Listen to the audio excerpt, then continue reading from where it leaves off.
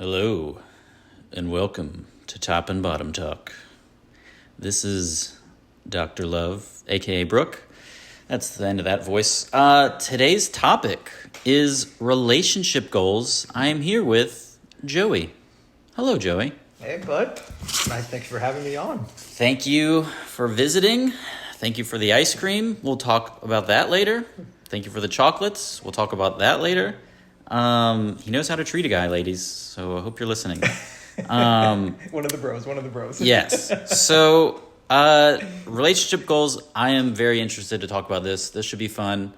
You know your stuff. I just throw things at a wall and hopefully something sticks. So we're going to see how it'll be two very different. I know one of mine, I don't think it qualifies as a relationship goal, but we're just going to explore it.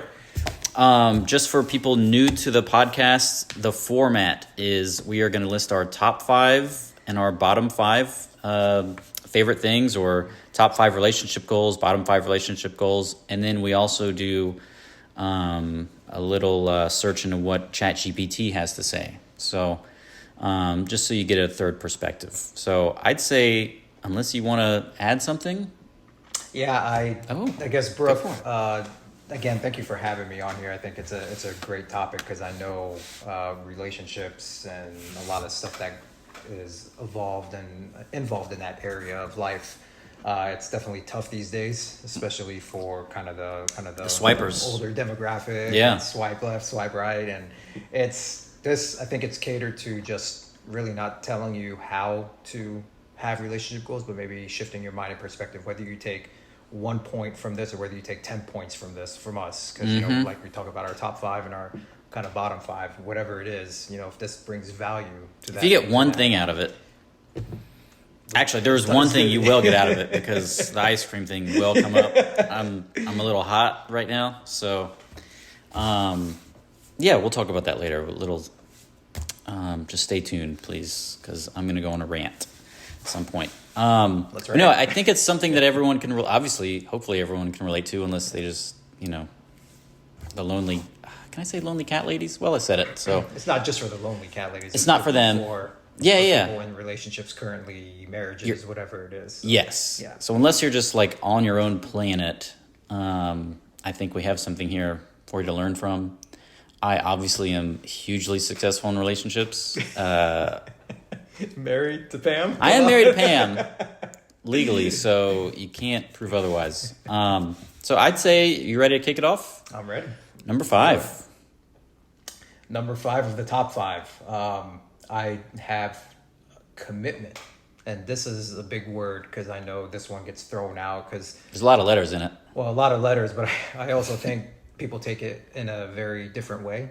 So for my way, it's more like not just commitment to each other, but commitment to yourself.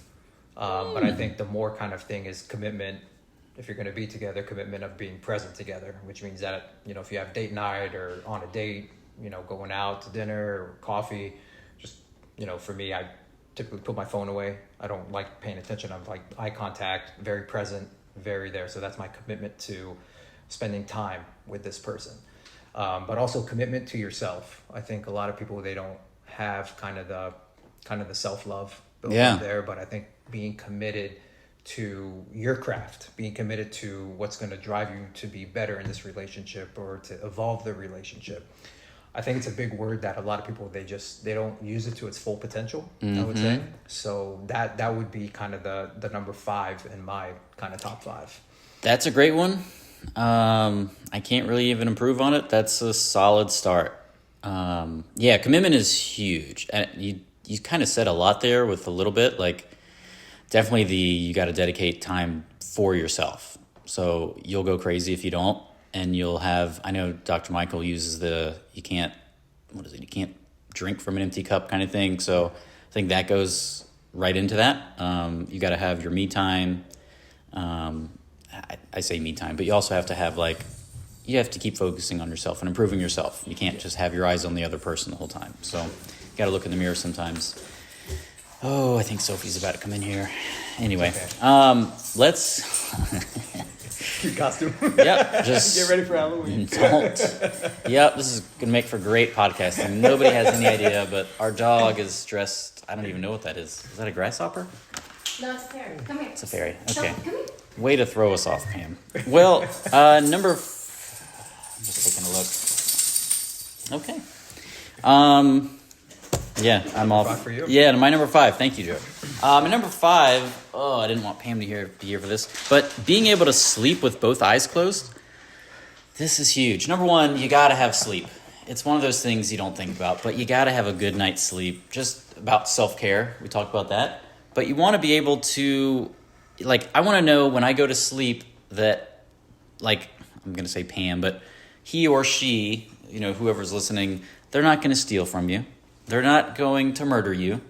They're not going to take pictures of your feet and sell them on Feet Finder. There's just a lot. They're not going to go whatever, like leave in the middle of the night, go do or whatever they're going to do, paint the town red, go to a bar, who knows. But I also think it's an important point because you got to understand kind of the love language on, okay, are you, before sleeping, are you a cuddler? Are you what do you do? Do you like to be cuddled during your sleep? Do you like to, sleep on your side? Do you like to not be bothered? Yeah. So I think understanding that it's important because, you're going to be sleeping with this person next to this person for the rest of your life. So you got to understand. It's like, what happens typically in sleeping too is you got your snores and everything, and everybody snores sometimes. I don't It just snore. depends on that. So. You say that, but sometimes you don't know. But you got to be you got to be almost like you got to build up a sense of comfortness and comfortableness when you're with the other next to person, the person. and being honest or napping. Yeah. Whether you're sleeping or napping, like you just got to understand, what's important to them in that kind of environment. I think initially when people, say I'm going to say sleep together, but we're just talking about sleep. So all the little, scallywags that are listening, we're not talking about the naughty stuff. But no, like when you first sleep with somebody, I know like maybe from the guy's perspective is like you've got, you'll just have a dead arm. So you're like, oh, I'll cuddle, yes, lay on my arm. And then like, you're trying to decide between, do I care about this person or do I want to be able to like hug somebody again or like be able to raise my hand for the next week. So like you're constantly deciding between pain and compassion or pleasure or whatever. So, but you also, you move on from that. That's the initial you move on from that, but you experiment like that too, seeing what, how comfortable are you? Yeah. That's kind of the communication that you need to give. Pam and I have ours down pretty good. So I think we've changed maybe over the years, but now it's Sophie's in the bed now. So that's a game changer. Sophie's in the bed. We kind of just, whatever she wants to do. We follow her lead. ChatGPT it's a party. yeah, exactly. ChatGPT had this to say. They said quality time together, which is kind of what you said. That commitment part is like, it's gotta be, you can't just be two people in a room. You got to actually be actively engaged. So I think that's huge, quality time. And it doesn't have to be on a date. Like Pam and I work together. So like, and sometimes that's quality time and sometimes that's not quality time. But you've got to make at some point, even if it's, I don't want to say just once a day, but like minimum sometime during the day. Maybe it's dinner, breakfast, whatever it is, you got to make that time. Because otherwise you're just, roommates. And for us, because I know we have a busy schedule, I know you and Pam definitely want date nights and stuff like that too. So it's not like a scheduled appointment kind of thing, but it's also like a non-negotiable. Like that's what I say, quality time. Yeah. Especially with your significant other, like it's a non-negotiable. Like no matter what happens, like that's the dedicated kind of time you have for that person. Yeah, I agree. So I think points for all of us. I enjoyed all those. All right. Let's hear number 4. Number 4. So this goes back into the reciprocation. I think it's really big to understand, and I put love languages here because I think once you understand kind of the love languages of your significant other, of course, quality time is one of them, acts of service, all that good stuff. If you've taken the test before, pinching, like 5 different. I mean, there's different kind of love languages. Oh, that might have been a different book. My bad. Pinching and spanking, twerking, on holidays, it could be even more. But I think reciprocation is very important because it just builds up an understanding, knowing that you're understanding someone, you're listening to someone, and then doing that. And then they would, in turn, be doing the same thing for you. They'd be Yeah. listening to you. They'd be understanding you. And that's where a lot of kind of, in my opinion, I think that's when compromise and arguments and everything is all taken care of in that one. So I think if I had to say it, reciprocation is almost a new compromise. That's how I would say that. Just because it's not really all about compromising, but how important it is to me is that I really enjoy reciprocation. And unfortunately, people think of it differently because of their schedules, because they rather text rather than pick up the phone and call someone, things like that. So you just got to understand, what's important to that to that person. I think how I look at it is you have to, and I kind of talk about this on one of my others at some point, but actually I think it's on my negative side of things. I just put my thumb in Sophie's mouth. Is you have to like give unconditionally. So I think that has to be a kind of an agreement. So it's reciprocation. I think you have to like give, I'm trying to think of the right words to put this, but like when you give, it has to be not necessarily I'm expecting it in return, but like I think if you both have that same mentality of I'm going to give and I'm going to give, and if you both do things for the other person, then did you almost get bit? No. Okay. Then there's never a like, hey, I did this, but you didn't do this, right? Because I'm going to get into that on my negative side of things. But I think if you both have that giving mindset and you're both trying to make the other person's life easier, then you always win. That's how I look at it. That's such a great answer. And I think once you become the giving kind of type, I think everything will flow naturally, in my opinion. Because it's got you focused on the right. You're both on those. Yeah. Yeah, and I think when it flows naturally, I think it happens naturally. Like reciprocation happens naturally. So whatever, like for you and Pam, like here's an example. Like does Pam get surprised on, some stuff that you do that she didn't expect? A lot of things that I say. Oh, in a good way, you mean? In a good way. Oh, yeah, in the good well, ways. I don't know about that, but no.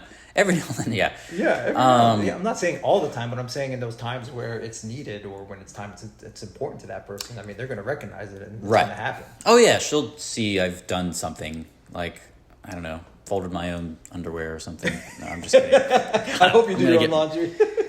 Yes and no. A little bit. I do some of it. It's just a weird system that we have. But, so I think kind of going back to like you have to, if you're both giving, then there's never a question of like, am I getting enough from the other person? It's just like you're focused on the giving, they're focused on the giving. Nobody's concerned about the receiving side of things, and you're both like, I just think that's the best way to go about it. I don't think I always did that. I can say I definitely didn't, but it's something where with Pam, that was my kind of my mindset change when I was like, oh, this is what I'm looking for. This is what I'm going to put out there, so yeah, that's a huge relationship goal. Yeah. My number 4 is smells good. This is big. Oh, so yeah. I talked to Jeannie, our mutual friend Jeannie, about this. It's going to, there's like some self-care that goes into it, but it's a weird, like smell is really important. So I was walking in the park Sunday, I think. Yes, Sunday I went for a walk in the park at Benderson, and this woman like slowly jogged by me going the opposite direction, and I could smell her, and I was just repulsed. Not because she was like a smelly person, but like it was like a medicinal cream kind of thing. But I was just like, I literally was like picturing myself. I'm like, I could never be with this person. The smell would just turn me off, right? And smell is a huge thing. Like there's natural pheromones or whatever that are going on. Yeah. But part of it is like, I want like, if you at night you cuddle up next to somebody like their skin, it's just like a natural thing where you kind of feed off of it, and it's like, oh, I want to be around this person. They smell nice. Yeah, and it's good because I think that really causes the attraction.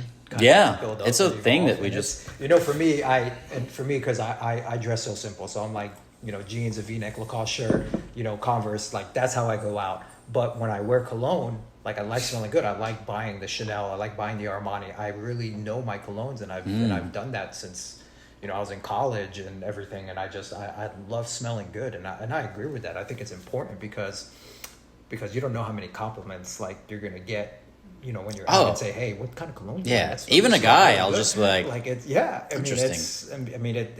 very unique. It's very unique to you because, if you wear cologne in the summer, it's different because it's lighter versus when you wear it in the winter, you get that darker kind of thing. And that's exactly what they tell you. See, and that's exactly what you learn.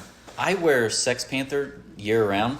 So it's just, for me, that's just me. Yeah. I'm unique. I'm Blue de Chanel and Armani Acqua di Gio and everything else, and I like Prada too, Prada Black and Luna Rosa, and it's really interesting. Like I know my colognes, apparently, but I think because I've known about it and I've had that pretty much at a young age, saying that I like this cologne and it really like. But it can become some like part of your too. Personality. It's like it's an attachment. People are. Like they talk about how smells can actually bring back memories and stuff. Yeah. So like, I know they talk like, I think sometimes girls do it. Like the pillow smells like them, or you've heard people like, oh, they keep a t-shirt cause it smells like them. And it's like, there's just something about it where it's a real thing. I feel bad for Pam cause I smell like a wet dog half the time. Not a sexy panther. Not a sex panther. It's just, I don't know what it is. When I play basketball, like my shirts eventually smell like gasoline, and we gotta let them go. Yeah, but, I think it's because I play so hard. Who knows? Sweat. Who knows? It happens. I'm a nasty boy. Anyway, ChatGPT's number 4: emotional support. Okay. I think it's very important because, in my opinion, that's actually on one of my negative side is being unsupportive, and we'll get more into that as well because I think having support in regards to you're supporting how I feel, you're supporting my emotions, you're showing empathy, you're showing this kind of different level of care, different level of love, and I think having that kind of support is important because let's say Pam wants to go open up her own business, right? Good luck. What are you going to do? Are you going to support her, or are you going to? Yeah. Oh, she did it for me actually. So exactly, when I opened the agency, and she supported you. She was there. She was like, she supported your goals, and that's huge to not just make career and wealth and health, whatever it is, but that relationship goal. Like that's what you want. That's what you want. You want someone that's going to really be supportive of you and say, hey, let's make sure we do this. Like, you need any help? Yeah. There's something I can do to help support you. Oh, she could have said, keep the safe job, keep the salary, whatever it is. And I'm like, stay complacent. Yeah, I'm like, that's just not me. I don't think I can do that anymore. And so she was there. It was huge. She was there, supported me. And there were definitely, she kind of supported me. We won't get into my whole history, but like when I initially left my very safe, cushiony job, that was a big risk. And there was some gut wrenching time, it was right after we got married too, which was, man, it was tough, but she was there for me. So I think that's what the emotional support that they're talking about. Yeah. And I'm like, I'm one of those who just buries things deep inside. And like, I've made this joke before, but like one day I'll just punch a picture frame and be like, that was weird. But I'm stealing that somebody else's material. But but yeah, like I'm one of those. I'm like, I don't. It's this whatever mentality of like, I'm just gonna get through it, and like I give whatever it is. I kind of compartmentalize it. If something bad happens, like okay, I'm gonna give it a little bit of time, and then I'm just gonna move past it. Right. That's how I look at things. I'm one of I don't like dwelling on things. I know I'm getting way into emotional support. It wasn't even my topic. Well, but it's good. It's good that we talk about it because a lot of people, and this is actually another negative of mine, being unexpressive and not showing those kind of emotions. I think it's very important to show that kind of emotion in relationships, especially when you're passionate about each other or people are passionate about their career, goals, whatever. And that's important because I think when you show that kind of empathy, when you show that kind of compassion, that any kind of emotion, like they're going to see that and they're going to either thrive off it or they're going to get tired of it, but it still needs to be shown because it's important to that important to the relationship, but also you got to understand what kind of emotional support is important to that partner or person. Pam's really good at that. She was not good at that this week when I watched, spoiler alert, so I apologize, but John Wick 4, have you seen it? Yeah. Okay. Is he dead? this was my thing, and Pam's been walking around the house the last few days saying, John Wick's dead. John, like, he gone. He never dies. I don't think he's dead either. But, like, I was devastated. I was like, what had just happened? It's almost like Iron Man when he died in Endgame. I was like, man. I was apparently more invested in John Wick, but, like, I was like, this can't be the way it goes. Like, the dude did so much. So, anyway, she was not there for me. I hope you're listening, Pam. Sure she is. Yeah.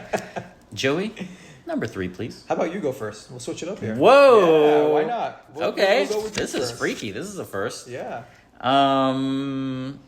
Okay. Mine's pretty good. Mine's more serious this time. On the same page financially. Ooh, That's a big one. That's really so, I'm taking notes from you. So. Yeah. So, like, there's definitely, I shouldn't say never. The goal isn't necessarily 50-50, right? Like, there's going to be some give and take, but it can't be a thing of, like, I shouldn't say it can't be, but, like, he's the saver, I spend, or she's the saver and he spends, and I just feel like you're doomed that way. Now, there's definitely, usually there's somebody, like, I can tell you, my dad and Diane, they both, like, there's one, my dad tends to be the spender, Diane tends to be the saver, right? But they complement each other, so that works perfectly for them. As long as it's not too far in one direction and too far in the other, so they have a nice, awesome middle ground, and they've got a great relationship and marriage, 30 plus years. So, but when it's one side is like, as soon as the dollar comes in, it's going out, or anything. I mean, it could just be like one wants to live an extravagant life and one's. You have to have the means, so it's whether you make $1,000 a month or $100,000 a month. Like, you still have to be on the same page. I think that's important. Yeah, and gosh, I love this topic because with me coming from Middle Eastern family, my dad, he'd always be the one to, like, whenever the family goes out, take care of the family. Yeah, Whether he's it the was just provider. Our inner family, or whether it was family, cousins, uncles, aunts, grandma, growing up. My dad was always the provider. Yeah. Like that's it. So it's instilled in me to almost be like that the gentleman, the chivalry, opening the doors and paying for everything, because it's instilled in me because that's almost like that's how it shows that I take care of person. Yeah. But mindset shifts because to me there was actually one relationship that really opened my eyes to this at this very moment, because when I was dating or going out with a girl, that at the same time I put out my book, I sold, I think it was like 100 books, and when she took me out almost to like celebrate, right? Mm-hmm. And I asked her, I said, are you sure you want to pay? Because I knew her situation. Like, I knew her situation. She was struggling and everything. And I had no problem. But I asked the question as, a gentleman and being polite. And then she's like, no, I'll take care of it. And then she ended up getting mad that night because I didn't pay. And I asked her not once, I asked her twice, even before the check came. Right. And totally, like, it made me take a step back and really say, that's okay, weird. What did I do wrong? It's like I didn't disrespect her because I gave her the respect that she wanted to, take me out and celebrate me. And it's like, I asked, so I did my part. And it almost was like, man, how could I have played this different? Like, there's no way. Yeah. Well, I shouldn't say there's no way. You could have ignored her. See, that's a no-win situation where like I thought that's where it was going to go, where like you ignored her, and it's something where like you took not the power, but like she wanted to do that for you, right? At least it sounded like she did. It sounds like maybe actually not was not the case, that she was just being insincere and wanted the I think Larry David talks about this, like they wanted all the like all the perks that go along with I just wanted to offer it. I didn't want you to actually take me up on it. Like that's the thing, but it's like red flag city. Yeah, red flag. Yeah. But for me, because I don't want to take that kind of power away from a woman, because I know that we're in this whole kind of women empowerment era, and a lot of them, and I heard a lot on the podcast saying that before World War II, I think they were stuck in the house, and then after World War II they ended up that's how they started getting into the kind Yeah, of because the corporate dudes were out business. I mean, that's fighting, it. yeah. Like I would never want to disrespect anyone on that level, and that's why I asked the question. That's why I always am polite about it, saying, "Are you sure? Are you sure?" Because I'm always Right. the one. Like I'm always the one taking the initiative. You should have asked being 3 like times, that. I think. I is mean, what it maybe is. the third time was Yeah. the charm. I mean, that was it. But I recognize a lot of that kind of stuff, and I'm with you. Like there's no difference in regards to if I make $1,000 a month or if I make $100,000 a month. Like there's always going to be that compromise. There's always going to be that understanding. There's always going to be like, okay, babe, like how you want to. I got it. Yeah. I got it, or you got it. Right. I mean, it doesn't matter. Like Yeah. it is what it is. You just whatever's comfortable for you. But 99.9999 times out of 100, I'm taking care of the bill. Sure, Like, yeah. That's how I am. But Or like, yeah, I know when I was in the dating scene, yeah. probably a lot of ladies here know what I'm talking about. Probably were dated me. I lost count. There's so many. I mean, it was, anyway, so, but like, I would tend to, like, usually they would pay for the smaller things. Like if you went out for a tea or something, right? Like, I'll buy dinner, you buy ice cream or something, right? Like that kind of thing. Like, I'm happy to do both, but like, that would be more of a compromise to me. It was like, hey, you get the whatever, I'll buy dinner, you buy, I don't even know, ice cream again. A lot of ice cream was eaten during those times. But that to me would be something where I'm like, all right, like, because also as a guy, like, it may sound sexist, but whatever, like, it just feels weird having somebody buy it for you, and maybe that's just my old-fashioned way of thinking, whatever, but that's kind of how I was raised. It's like, you want to be the one to take care of the other person. Yeah. It doesn't have to happen every time, but yeah, like you said, it's most of the time it's going to be, it's just a natural thing for us to do. Yeah, But you nailed it where you're like, I didn't want to take the power away from her, because now you're like, it's almost like disrespectful if you don't let her do her thing. So I think if whoever's listening, like, just be honest. Like, or if you get asked twice and you say no to both times, then that's on you. Yeah. What else am I supposed to do? Yeah, but also too, like, for the kind of financial aspect of your number 3, also if you're like married and everything, do you keep the same bank account or do you have separate bank accounts? Like that's also huge. important. It's huge because it's good to have a balance. Yeah. No pun intended. It's good to have a balance. I didn't even see it. But I feel dirty now. To me, Yeah. when it comes to finances and when it comes to this, but it also goes back to what you're saying, like especially on birthdays, if you're gonna buy a gift for your significant other, like just do it without kind of the expectation on is the next gift or the other gift going to be better or more, this and that.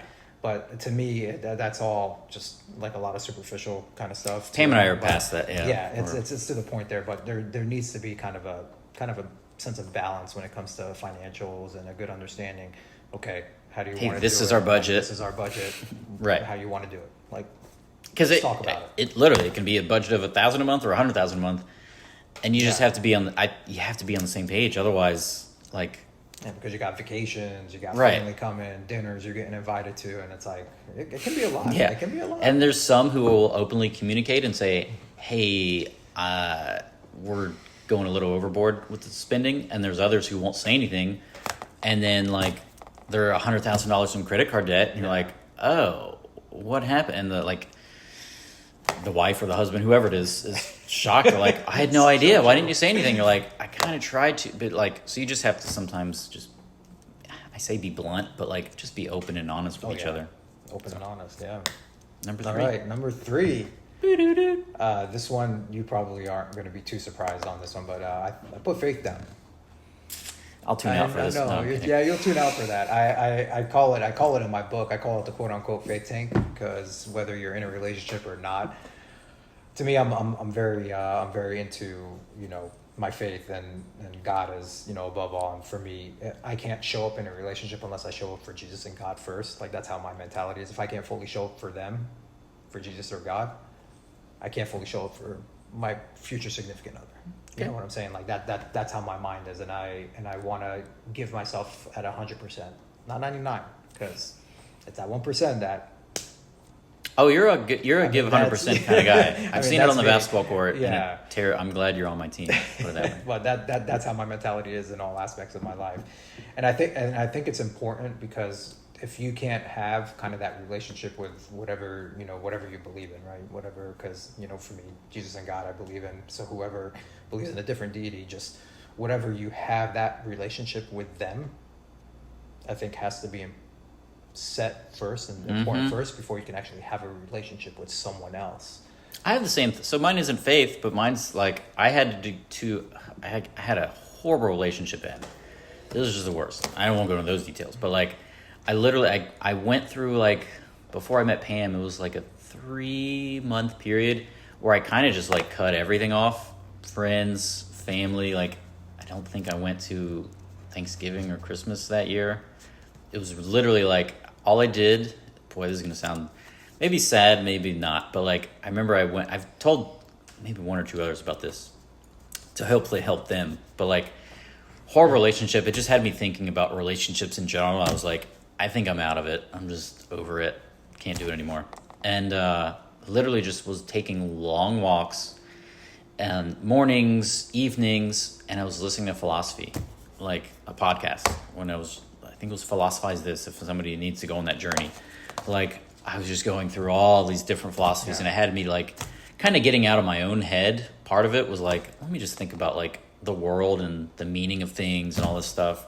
And for me, that was huge. Like it got me, it got my head right, cleared me out a little bit. And I was like, okay, I think I'm ready. Like not necessarily, I wasn't really looking to date anyone, but I was just like, all right, I think I got whatever that nastiness was. Like it was kind of clogging my, I don't want to say clogging my pipes. That sounds weird. Like it was just gunking up my soul, if you want to put it. Like it was just like, all right, I got that out. I feel pretty good about myself. And honestly, I think my personality changed a little bit. I was more like open and like at the gym. Like obviously you see me at the gym. I'm a bit of a talker. I haven't always done that. Yeah. I used to be more like, I actually used to work out when I would go to the gym. But I was like, had my headphones on and like, man, I'd be there for 2-3 hours, be sweating. I mean, I was obviously like rockin' bod. Not that I don't have one now. That's been my running joke on the pod. But like I had to, sorry, this is way too much. No, you're good. Explaining for me. But like, to apologize, man. You nailed it on the head where, so mine wasn't necessarily with God or Jesus or anything. It was with myself. Can't fill from empty cup. Yeah. Dr. Michael, shout out again. But like I had to get myself right before I could make myself presentable and be able to, I had to love myself before I could love somebody else. There's so many different ways to say it, but like I just had to get my own stuff taken care of. It gave me confidence, gave me everything I needed, and I was like, okay, now I'm ready. Yeah. Right. And that's something too. Like a lot of spoiler alert, because I know you haven't read the book yet or anything, but because did I mention you're an author? We can. Oh, they'll see it in the picture. We'll see that in the picture. Yeah. But I lost my faith back in a relationship I had about 15 years ago, and I lost my faith completely because it was a really bad ending, I would say, to that. You'll read it when you do that, and more of the story is having a positive guy like me who's overcame depression, who's overcame almost ending his own life, and that's what it drove me to after that relationship. You really learn a lot from being in pain. You really learn a lot from being at rock bottom. Mm-hmm. And for me, why losing my faith and everything, I realized at that point that for me, because God and Jesus are important, did I actually really lose my faith, or was it just a season where I just didn't want to involve them in my life? And that was the big thing. But I locked it up, and it didn't suit me well, because from that, I didn't say that I regained my faith, of course, after the kind of the 4, 5, 6 month depression kind of timeline and everything. But do you actually really get over it in a timely manner? Because it's, for me, from when I had that last relationship in 2009, I didn't get my other relationship until 2019. So I was 10 years turned off Like I did That's what a you long did, time. but I was in the Mine was 3 like the months. gym. Yeah. The gym when I started going to the gym, like that saved my life. That's like awesome. I met people, I met the community. I started working out hard, not like 2 or 3 hours like you, but I Yeah. worked out a couple hours, built up some really good friends.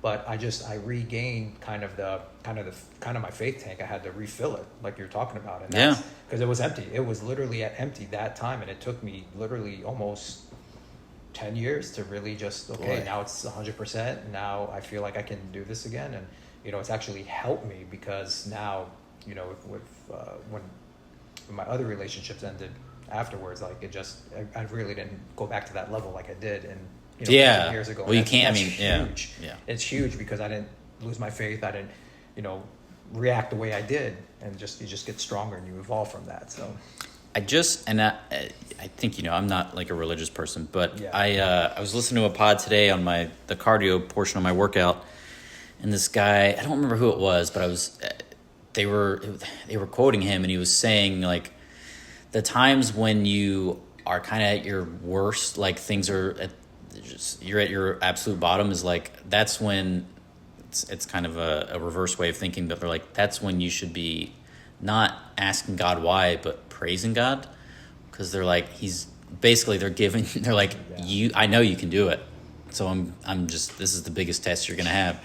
So that's the one where I heard it and it kind of spoke to me, and I'm like, geez, I never looked at it that way. it's different. So it's so much of it's mindset, and like, but sometimes we just don't have anywhere. That's where like, I keep saying I'm not a religious person, but like it doesn't work for me necessarily, but like I see how it can really work for people, because like, man, if you don't have an outlet, or like some people don't have a good family or friendship base or whatever it is, but like faith can be there for you. Like it's something to lean on, and in dark times, I for whatever reason chose philosophy. I don't know why, But it helped you. but it worked for me. Yeah, it really had me like thinking outside myself and just being like, oh, this is like, and you just hear from all these, like it literally like started at the early philosophy, and like I don't think I made it all the way. I came out of my funk. But yeah, man, it's good one. Very good. ChatGPT says, I know we're probably gonna we're going, this might be a long one, folks. Okay. So number 3, they said mutual respect. Ooh, that's good. Nailed it. That one's good. That one's really good. I don't think that's on mine. It's not, but it's huge. It's kind of on my negative one, I would say. Maybe a lack of mutual respect. Yeah. You gotta respect the other person. It's more than like love and lust and all that stuff. Like that's the one thing, like there's not a lot that will irritate me. Like it's hard to, like, you can say for the most part whatever you want, and it's just not gonna affect me. But the lack of, if there's something disrespectful, that's when you lose me. And once you lose it, I'm out. Like so mutual respect for me is a big one. Like as long as you don't violate that, I'm good. Yeah, I mean, for us, I know that a lot of the kind of the thing is you're supposed to, respect a woman. Like for me, I've, even at 5 years old, that was the last time I ever raised my hand to a woman, and it was to my cousin, one of my cousins, and we were like, I was almost like play fighting. Yeah. And I accidentally hit her, and it was like I didn't know any better. I was like 5 years old. You're 5, but yeah. like I learned from that day, like, you will respect women regardless of what they do. For the listeners, you are missing a hand. Yeah. So just hard lesson to forget. It was definitely a hard lesson to forget, and when you build up that kind of that culture and those morals around kind of the family that I grew up around, because we don't believe in divorce. We always believe in respecting others and talking with respect, and it's huge for me, even though I know that it's almost like part of kind of the commitment and the trust and everything too. We trust to respect each other and everything. It's very important. But it's almost like a code of conduct. Yeah. So like if you're doing something, you're like, is this disrespecting my partner or husband, wife, spouse, whatever? Like, am I acting in a way that's disrespectful to them? Yeah. And it's almost like a code of ethics. And also piggybacking off of that, like even the sense of humor. even a sense of humor can get. I'm nervous about what you're going to say. Yeah, well, the sense of humor could be just because if people aren't used to it, I would say. If other people are not This used is to all it, about. doing Oh that. well, as you know, Yeah. I made a mistake with Pam. Was that? I think that was this year. I don't remember what I. I kind of remember what I called her. Maybe we don't talk about that. But I said something. I said it jokingly. Oh boy! And you told. And you she, told I told you, and you immediately were like, "You moron!" Yeah. And I was like, "Yeah, that was the wrong." Because I said it from just a, "Hey, Joking we're just manner. joking around," Yeah. and then. But again, Man. if you don't understand that, if you don't have that understanding on, okay, yeah, this one could bother, someone. Right. And if God forbid, if you're at a party and, you're sensing humor and that drops and it's like, it ain't going to be a happy ending at the end of the night. No. I mean, it's just. We got through that one, but that was one where I was like, okay, I crossed the line. Yeah, that's something that's important when you have to talk about respect is, okay, are you able to, have a sense of humor and joke around as you do in your house, outside in public or outside with friends, so just it's more than just mutual respect. It's just make sure you know Respect what other entire- people too. Yeah. So Pam does have to give me every time we go out with other people, I do get usually a coach. She coaches me up. Hey, let's just be normal today. We don't need to be the center. Not that I'm the center of attention, but let's just normal jokes. We don't need to. And obviously, as soon as I get there, I'm just like. But everyone knows you too. Everyone knows your person. Not everyone Yeah, knows not your everyone personality, knows, but yeah. the people that you're close to and the people that you talk to every day, they know that. Okay, if you say this, it's in a joking manner Right. and everything. And I have feelers that I'll kind of put out there Yeah. usually, where it's I can see if this person thinks it's funny or not. And so then, God help them if they say if they think it's funny, because now I'm like, oh, okay. Well, I got this whole bag of tricks here that I can. So, no, actually, Jeannie, who we both know, our introduction was me telling her this is an AB conversation, so you can see your her. way out. That was my first words to her ever. And she just reacted okay, game on, right? Yeah. So, but somebody else might have gone the other way and just said, well, screw this guy. So, I think we're up to your number 2. Yeah, this man, I flip flop between these two because I think either they're tied for 2, but I'm just gonna label. Or I'm sorry, they're tied for 1. I have the same. So I'm not gonna. Same I'm not opinion gonna do that. about mine. But communication. Woo! It's communication. That's and mine. That's communication and trust. So communication and trust is trust. But I'm going to talk about communication right now. And for me, this has evolved kind of differently. Especially in the season of my life right now where I have an incredibly demanding job.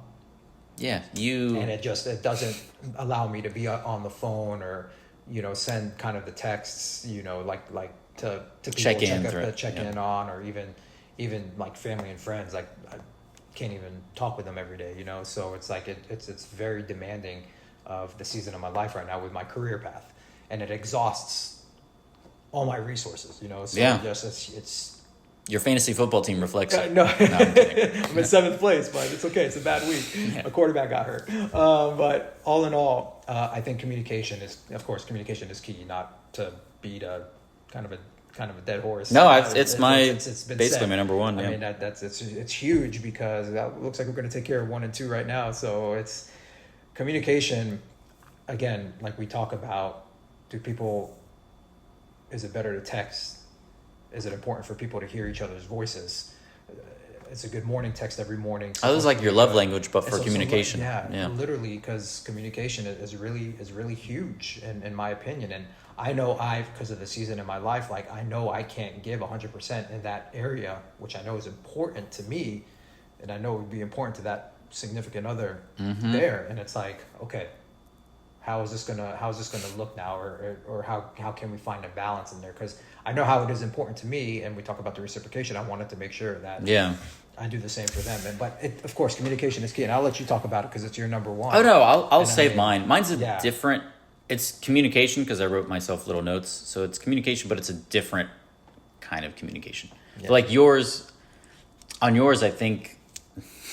Not that I'm giving you advice, but I think it's setting the expectation is big, and as long as people are, this is where they have to just be understanding. It's almost like it's being on the same page financially, but on the same page as far as communication goes. So we have a friend, I won't name her, but she has, we've seen it where people who are trying to be in a relationship with her, right, will approach her, and initially it's fine, but then they will like overdo it with the text, and it's like, you know, she's like, hey, I'm working throughout the day, so like, and those people will get upset if she doesn't respond in like 2 hours, and it's like, I got a job to do, like I've got priorities, and like, hey, looking forward to our date on Friday, but like, it's Tuesday, maybe you don't need to know, you don't need to hear from me every 30 minutes, right? Yeah. So, and again, that's the type of person. So if that's what's, and it's a turnoff for her, so she's out. So you got to understand that's the kind of the expectation, or I don't want to say expectation, I would probably say standard, because I don't believe in expectations anymore. I throw expectations out the window. Why? Because I'm saying setting, if you set the expectation of like, if she were to say, hey, looking forward to our date on Friday, just so you know, like, I can't text a lot during the day, or even maybe at night. Like, I go to bed early because I wake up early, and you know. But again, do people want to hear the good morning?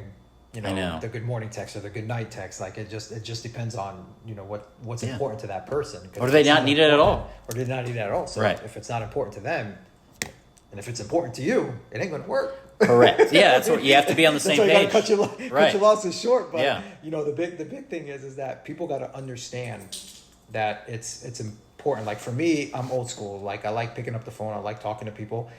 Not every day though, because again, I'm exhausted from work, and again, when you have a very demanding job, I mean, when you're on the phone and on meetings and Teams calls, like it's just never ending. And sometimes I want to go to bed at like 6 o'clock, 7 o'clock. You don't want them to be another job. I don't want to feel like a job where you're like, right, hey, what's, you know, like, yeah. But I also want to be present. Yes. To that person. Right. So where it's like, okay, I'm giving you my full attention, whether I'm coaching you, whether we're, you know, dating, or whether we're, you know, gonna, you know, go out to dinner on Saturday. Like, we're gonna do. I want to make sure I'm 100% present. Because once you're 100% present, like the communication is going to come naturally. Again, when you're 100% present in a certain area of kind of that relationship, it just happens naturally. Like that's the big thing, and I guess you don't want to force it. You don't want to have it feel forced, and I know a lot of people they do that. They force it. They have to say, okay, I'm not used to, you know, texting people good morning. Now I gotta, you know, say prayers, say good morning, or call someone, or but it's hard to be for 2 yourself. hours at night. Like it's so different, and the dynamic. I mean, it's just you're almost shifting a lot of kind of the communication paradigm, because it's like what's important, like we talked about, what's important to someone could not be as important to this other person. And that's when you got to know that, okay, if this is going to be the kind of the standard, I don't call, again, expectations, just for disappointment. I don't deal with that. Yeah. Here's a standard. What's the standard of that communication look like? Fair. No, that's good. Definitely, especially I would say somebody like if they have either been in one relationship, let's just say like 10 years ago, they've been in a relationship maybe with the same person, and now they're dating again, like maybe they got divorced or whatever, so maybe something horrible happened, but like now they're back and they're like, oh, like dating is different than it was 10 years ago, right? I'm glad I'm not out there right now, but like it's just, I mean, we hear horror stories, but like, you know, like people will just drop you at the drop of a hat, but like they will, it's a different world now, right? So like people are texting, there's social media, and it's like, oh, you didn't tag me in this. Facebook Messenger, right? Instagram oh, Messenger. yeah. It's like, how many times do you want to talk? Which one am I? Which one? Yeah, you never answered me on the Instagram, but you did on Facebook. Is everything okay? Are you cheating? And you're like, sorry, I just didn't open that one. I opened this one. It's tougher now, I would say. It used to just be pick up the phone and that was it. You threw texting in there, that's fine. But now you've got social media and so many apps. It's just, who knows? We'll talk more to that when you talk about it. But my communication is a little bit different. But so my number 2 was, it kind of goes a little bit with you. Actually, it piggybacks off yours. So be yourself at all times. Mm. This one was the toughest thing I had to do. This is where I came out of that funk, that 3-month funk, where I was like, you know what? I just haven't been myself. And sometimes you don't know who yourself is for a long time. I know, like, especially younger people, and sometimes older people, they're just like, they're afraid to be themselves or afraid to say what they're really thinking. And I mean, you have to have limits. God knows I need limits sometimes, but like, or boundaries. But like, you can be, I wrote down, don't fake the funk, but like, just be your own genuine self. You don't have to put on, and we all put, at least in some ways, like, there's some business leader who said it, but like, we all kind of wear a mask, at work or whatever it is, and like, I portray myself this way. I feel like more and more, and maybe it's just me becoming like cranky old man, but like, I wear less of a mask every day. Somebody said it once, like, you never have to you never have to cover up a lie if you always tell the truth, kind of thing, so like, for me, I'm like, I'm not necessarily one way with this person and one way with the other. Like, when you get Brook, you're getting Brook. Like, there's now I might have to tone it down. There might be different levels of me, because I can be obnoxious sometimes, offensive at others, but like, I just have to know. So that's part of me, is that just knowing, I don't want to say audience, but like, knowing the other person. But yeah, you gotta, to me, that's life lesson, not even a relationship goal, but like, be yourself. If you're not, man, life is short. You're living for someone else. Yeah. That to me is just no. Probably should have put it number one. Like, so I want for it. I want you to answer this question. Being yourself leads to having kind of the top quality of someone. Do you know what that top quality is? Confidence? No, Character. I don't. Ah, okay, yeah. I think character is really important, and I know a lot of people who know me would say that your character is different right now, because it's not the same. Like, we talk about communicating, and we're talking about this and that, and it's just, my character hasn't changed. My communication has changed. Yeah. I haven't changed. Circumstances has, because it won't allow me to communicate properly, or won't allow me to go out and hang out with my friends a lot more. And it's just like, people can question the character. I don't care. Right. You know who you are. Excuse my French, but opinions are like assholes. Everybody's got Whoa, them. Sorry, but okay. I'll put an explicit lyrics on this thing. Yeah. I mean, it's not really explicit, but I mean, it's like I said. I heard on FX that they were dropping F-bombs the other night. Sure. But the big thing is that you hit it on the head. Being yourself is gonna make the relationships and just life in general just flow. Yes. Naturally. Change my life. It. And it's just it's natural. Like, that's how life should be. That's how relationships should be. Things should happen naturally.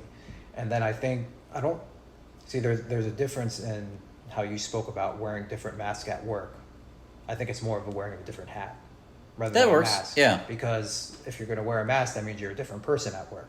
True. But in reality, you're not a different person at work, because I've actually been in your office, and I'm the same Brook. Yeah. I think my voice changes at work. You don't have an accent. You don't have an accent. So do I have an accent? No, well, sometimes it's more professional, right? Yeah. But yeah, I mean, there's certain things I can't just pick up the phone and be like, "What's up?" Yeah. Hopefully, I'm not saying that ever. But yeah, it's just being true and honest with yourself at all times. So it's being yourself, but like, being honest with yourself. If somebody asks your opinion on something, it's one thing. Hey, maybe that opinion you just shouldn't share, and you can just be like, I don't really have a. Yeah, and I did that. I did that earlier this year when my friend Matthew, he's a fitness coach, and a very dear friend of mine. I told him, I even apologized to him. I said, I apologize. I'm not being the best of friends with you right now in the season, just because I've been busy and I've been burning candles at both ends, and I got real with that. You still use candles? Fumes, come on, old school. Yeah. But I just apologized to him, because I wasn't being a good friend, and I do that almost in silence, because I do a lot of praying, I do a lot of reflecting and everything, but I also pray in silence to really take care of my friends. Like, I pray for everybody. Like, it's really big. Like, that's why my character hasn't changed, because I always pray for, not just my family, myself, but my friends. They always come before anything and everything. And that, to me, when you can really be real about that, when you can apologize to people because, you're in demand a lot and you're exhausted and you're not yourself lately. And it really shows that character. Yeah. Saying that, my gosh, like, I read something the other day, like, people people will need to hear words about you, but people who understand you the most, they won't need words to say to you. Yeah. And it's just like, yeah, like nobody, like I've had friends for over 25 years, like we don't have to talk for 3 months or 6 months, and then we pick off right when we left off. Like we don't need That's that. how I mean, it's I would just, say, like, all my relationships. Busy. Everybody's busy, but when you have that understanding of, okay, yeah, we know what you're doing, we're doing that. Oh yeah, like my friendship, like, and most of my friends know, but like 4 years ago, almost 4 years, like started my own business, and I haven't really come up for air. I mean, it's gone from like working 7 days a week to 6 days a week to, I mean, I'm still kind of to like 5.5 days a week. You know, like it's just gradually getting better and can live a little. Like I wouldn't have been able to do this 2 years ago. Yeah. I would have been at the office all day. So, yeah, this is a Saturday, but like, it's just, and the people, like my friends understand, right? Even family, they're like, we know you're busy, like, so we don't like harassing me, but like, they understand. It's like, hey, I'm still me. I'm just, I got this stuff going on right now that I'm trying to, yeah, because I started my company by myself, and that was holy cow. With fam, not by yourself. No, by myself I started. Well, okay. Pam came on. Well, she was there for emotional support, but not. I was in the office by myself. I get no sympathy from you because you work like a crazy person, but like I was doing easily like 60 to 70 hours a week, and it was rough. Gosh, I had 50 hours, 60 hours, between 50 and 60 by Thursday. Nice. And I ended up working a whole day yesterday. Yeah. I know. So that's friends will understand that, especially if they're busy, and they're busy too, and they're like, hey man, I get it, or they have a family, and it's like, it's tough to find that time. I used to have a long commute, and I used to be able to keep up with people a lot easier. Yeah. It's like, my commute is 6 minutes now. I'm just like, I leave, and I'm there, and so, which I wouldn't change that. Being yourself, I think, I like that. not even a relationship goal, or it's not restricted to that. It's just, it'll change your life. Yeah. You'll figure out who your friends are. I shouldn't say, like, hopefully they're all still your friends, but like, I don't know. I just don't believe in living for someone else. Yeah. Well, you got to be yourself in relationships too. You're not going to, someone's going to like you for who you are, not for the person who you're trying to be. Because you can only keep that, whatever disguise up for so long anyway. So, agreed. Chat GPT kind of copied me, but trust and honesty, I don't know that we've kind of talked about that stuff. Trust is my number one, actually. Okay. I had trust kind of as my number. Oh, I didn't really go into it. The sleeping with both eyes closed was like a trust thing where it's like, I trust this person not to, murder me. Then we're going to, we kind of just went over honesty a little bit. I'm going to say, or at least honest with yourself. Because we're talking. Absolutely. This is great, though. This is really eye-opening. So I'm going to say, let's save ChatGPT's number 2 trust. Let's go to your number 1 trust. Which is trust. Yeah. Trust fund. Gotta have a trust fund in relationships, right? I'm listening. You got my attention. For me, it's, gosh, like first of all, I want everyone who's listening, show of hands. How many 10 of people? you. All 10. All 10? We'll Not go at all once, 10. but not eventually. At once, but, raise your hand if you had, like a kind of a trust issues, and you had trust issues, growing up, or going through it right now. Like 9 out of 10, you probably get your hands. See hands raised. Sure. If there's 10 people listening. Everyone has had trust issues, and that's like kind of the most important. That's the most important topic that I hear a lot that people have had difficulty with, is that trust issues. Especially right now. And it's not just trust issues in general. I mean, you're talking about people, how they were treated how they were treated, people on how they were, talked to, people when, they were left, out on a date, or, left out to dry. And it's like, there's so much kind of everything. The world we live in, it's tough. I can't trust what I read, what I see. Like, it's you're talking weird. about, you're talking There's deep about fakes, governments and everything. Yeah, like everything, it's big. And we're not going to get into politics. I do not get into politics. You're right, because it's just so tough to trust in this world today. So you find someone you can trust. Until you find someone Grab you can. them. But again, like, what does that look like, and how hard are you going to have to look for that? Because a lot of people, we talk about the standards and everything, they have a standard of that 9 times out of 10, 9 people out of 10 relationships, they've had trauma from trust. I think part of it is you got to be yourself. So if you're not yourself, then that's... You do, but no matter how much you are yourself, people have gotten trauma from, like we talked about, being treated bad, being talked to bad, just really having everything dumped on them from previous relationships or previous traumas, and it goes a longer way than that. So I think going deeper into this kind of trust, you have to trust the people. If you've had traumas, in my opinion, you have to trust that person to respect and handle your trauma, because that's what it all comes from. Okay. I mean, it's big. It's a heavy word. Yeah. Because a lot of people have been through a lot of trauma, and that's where these trust issues come up, because you hear it. You hear it all. Yeah, we all probably have some baggage. I know I had some, but like... That's the word I was looking for. Yeah, so you have to... Brooke. It's... That's what I'm here for. That's the job of a host. So like, I think we all have baggage. It's important not to like keep lugging it around. It's easier said than done, because I know, like, I'm sure and also you kind of have instincts too. Like, I know I've had things where I'm like, this feels a lot like this other situation.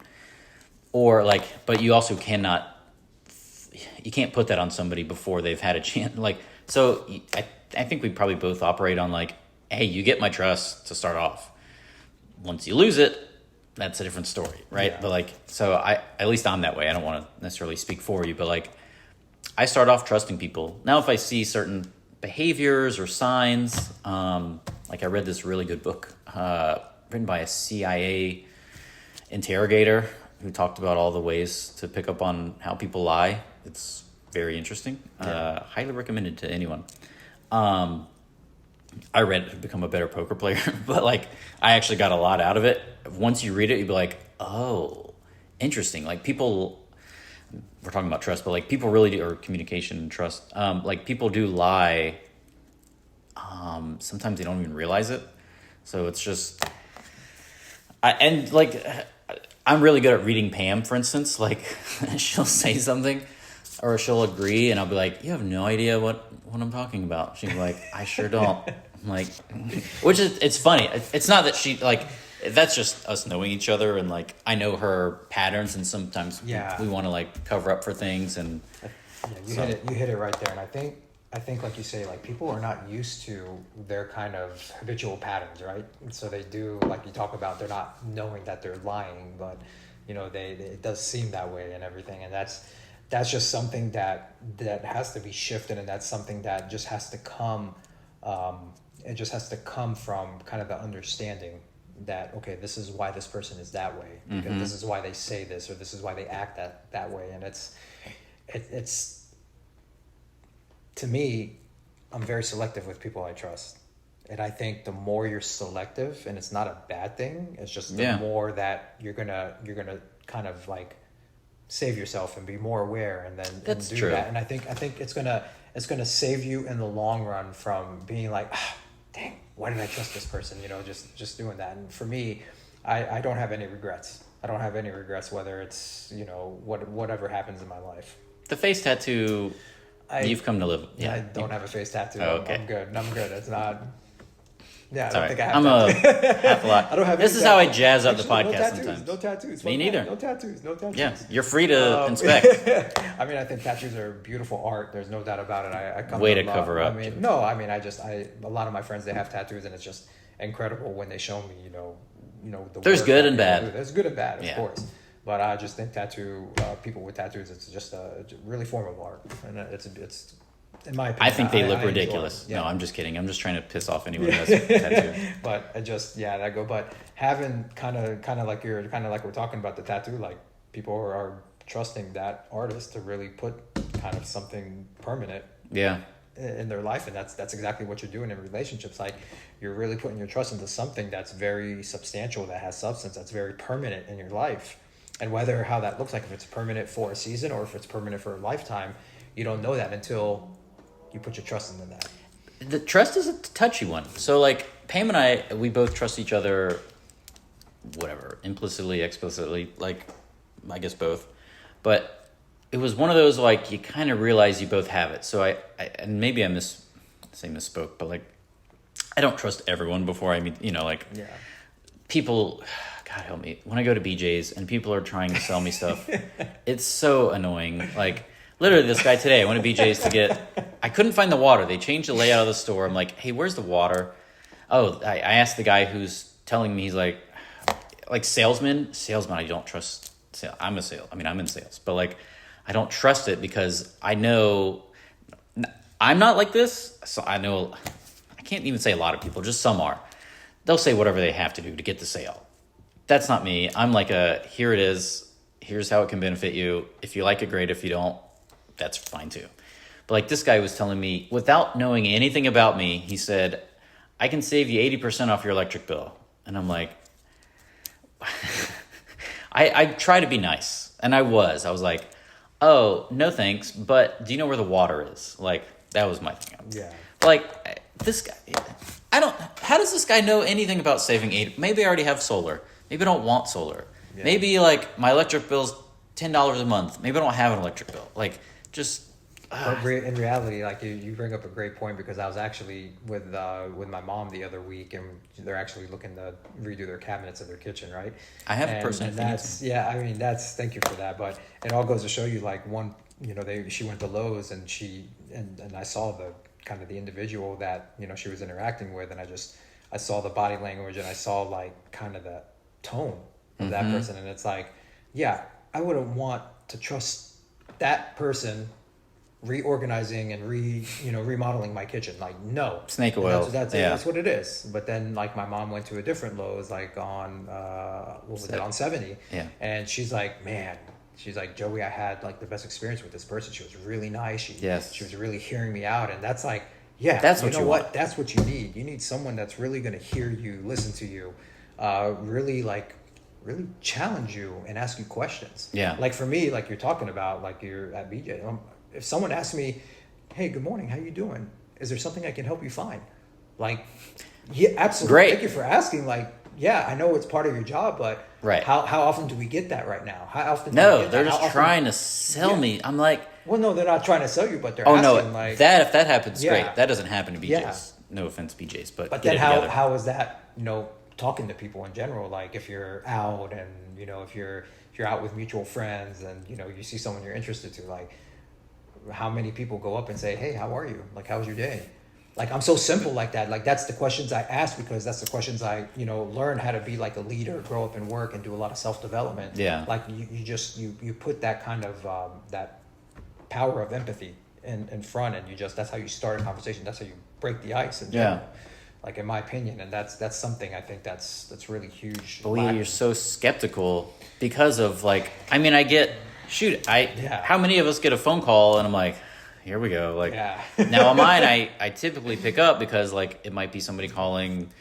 A lot of people give my cell phone out when they're referring me, so I'm like, I'll pick that one up. But it's just, I don't know who's gonna answer that phone. Like, or it could be so many scammers. It's just like, that's why if it's important, they'll leave a message. If I don't answer, I used to, but now I literally like somebody will call me like, oh, let me call you back on my office phone or office line. So that was okay. That was your number one. That was a great one. My number one is, so I told you it was kind of like communication. It's just a different way of looking at it, but mine is an open door policy for any conversation, any activity, any conversation. So like, basically nothing's taboo. So you have to be, it's one thing, like in a relationship, there's certain things where like, I'm not going to talk maybe politics at work because that could go badly or whatever. But like in a relationship, if it's a marriage or dating, whatever it is, I mean, sometimes you don't bring this stuff up day one, right? But like everything's got to be on the table, because for one, especially when you're married, like you're going to run out of things to talk about if you just talk about like what's in the news, like that's not very fun. But like you want to be able to open up, and you also want to be receptive to things that they want to talk about. So like, I know as like all the husbands out there, just listen to your wives if they're going on and on about something. Like, just listen. Don't try to fix it. God, it's so tempting to try to fix. Because the solution's right there. It's right there. But they don't. They just want to, like... Which I'm still learning this. I usually follow my own advice. Every now and then I got to be like, well, why don't you just do this? And it's like, it makes them feel small and like, not, I don't want to say dumb, but like, oh, I couldn't think of that. So I've learned to mostly not do that. But I think just having that, I say an open door policy, but like, be open to talk about anything. Yeah. And I really like how you said that, because I learned, because I was, I'm a old school fixer-upper kind of thing. Like, I just do that, but I learned that almost how we talk about, like, you're taking the power, I think, away from someone if you're trying to do that. And rather than be the fixer-upper, like, is there any way, like, ask your significant other or your wife or girl you're interested in, or whoever, man, whoever listening, or animal. Who knows? We don't know what's going on. Is there any way I can help support you with this? Is there any way I can help support you with how you're feeling? Like, I think we got away from asking kind of those intelligent questions and really kind of meaningful questions, and not going deep, rather than we're staying on the surface. So we're only, we're only touching the surface. We're not going deep. And I think that's something that this really having kind of the open door policy, it really opens the door rather than keeps it shut, because that's why I called it the open door policy. And that's what I see. A lot of people are shut. A lot of people are shut off. The hearts are closed off and everything else. And I think once they open it up, little by little, I'm not saying to open it up full day one, right. It's going to take time. It's going to take time, and people got to understand that, and people got to listen and be like, okay, why does it take, this amount of time for this person to open up, the way that they have to? And I think it's really amazing. I think it's really a good policy to have, just because I always say I'm an open book. Like, people can ask me anything. Yeah. Whatever in life in general. Like, ask me questions. Like, I love answering questions, and I love being challenged by them too. I love the challenging questions. Like, for me, I don't think people, and I'm not saying challenge and kind of the relationship aspect, but I think people have lost the motivation in working hard in relationships. And I think because kind of we got the open door, and it's staying open because of this. Like, is there any way, like, if it starts to shut, right, keep it open and everything? Right. And I think we've lost kind of that motivation of working hard in relationships, because we open the doors wide open. Like, what's left? Like, there's still a lot to be left. Well, in my opinion. So I think and part of this is related to the open door thing, but like, you can't, whether you agree or disagree. So like, there are certain things, for instance, Pam and I do not agree on. We still talk about them. And but I also know, like, I know there are limits to what I can say, and she knows maybe there's limits on what she can say, but we still talk about it. So like, and sometimes it's like a little dance where you got to be like, you can't just be, you have to have some nuance, right? Like, you have to be able to talk intelligently about things. You can't just blurt out whatever the first thing on your mind is. Because it's not even what you're really trying to communicate. It's just like, sometimes you got to, like, how do I want to phrase this? Because sometimes the way you say things can be way more impactful than what you're actually saying, right? So that's why I say, like, so it's easy for things that you agree on. That one's easy. Like, oh, like, whatever. If it was football, I don't know if that's something you agree on, but like, oh, I think we should, like, if the benefits of a healthy lifestyle, right? You can talk about that. Like, anyone who's in the gym probably loves to talk about it, right? Yeah. So you can talk about that all day, but maybe if it's something that's a little tougher to talk about, like, or maybe you have differing opinions on, politics is one. I'm kind of over it. Pam and I are pretty much aligned on that stuff, which it's important, because you want to know what it is and it isn't. I don't know. Like, well, to me, I think it is. You have to know where each other stands, right? And if it's important, you have to respect each other. You want to understand. Okay, this is how I want my future to shape up. Like, this right. is what I want. In this amount of kind of the time period duration. This is what I want. In this or under this, and it's very important to talk about those things. And alignment is huge. Like Yes. if there's no alignment, like people should gotta not be be in al- relationships. Like in my opinion, if there's no alignment and kind of the important aspects, I mean, granted, you can work on them, but you have to make sure that it's being yourself, and it has to make sure Yes. it's comfortable and feels right to you. Or that there's a nice middle ground. I think that's fine. So like you don't have to both be on this.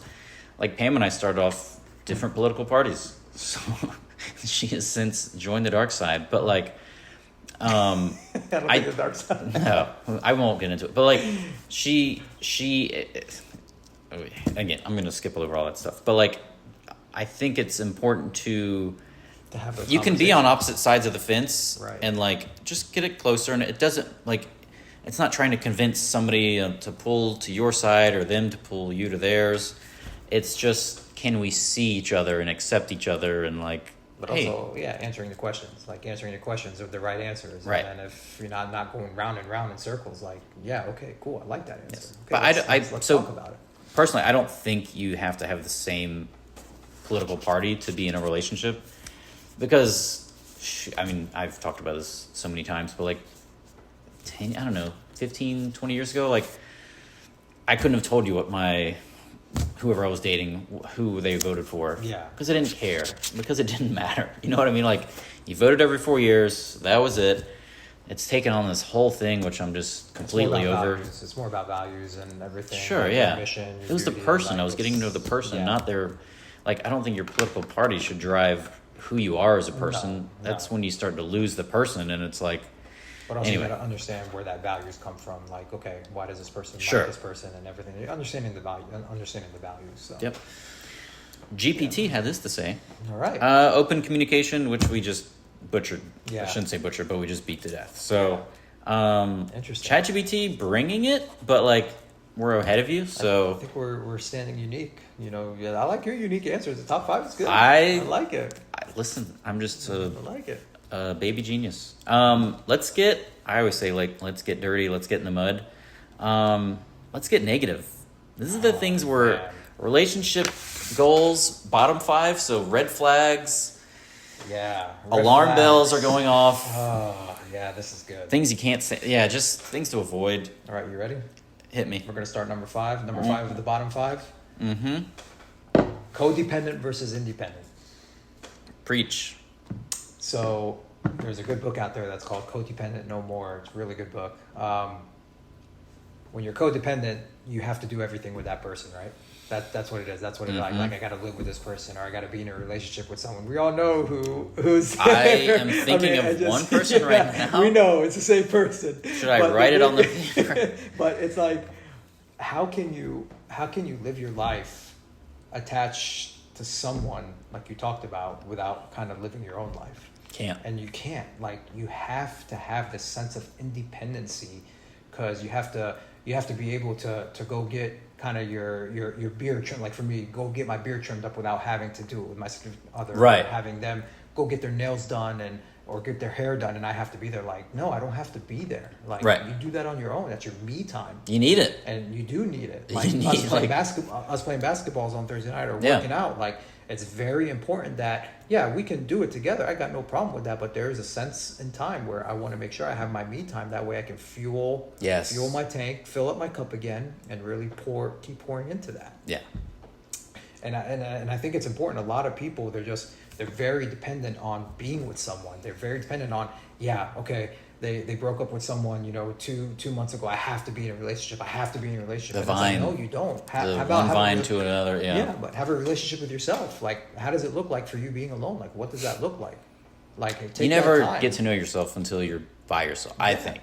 And I spent way too much time on it. Like, so many games of Spider Solitaire, and like, I joke about it now, but I think it was good for me. Like, it got me, like, I developed things that I enjoyed. It wasn't like dependent on somebody else.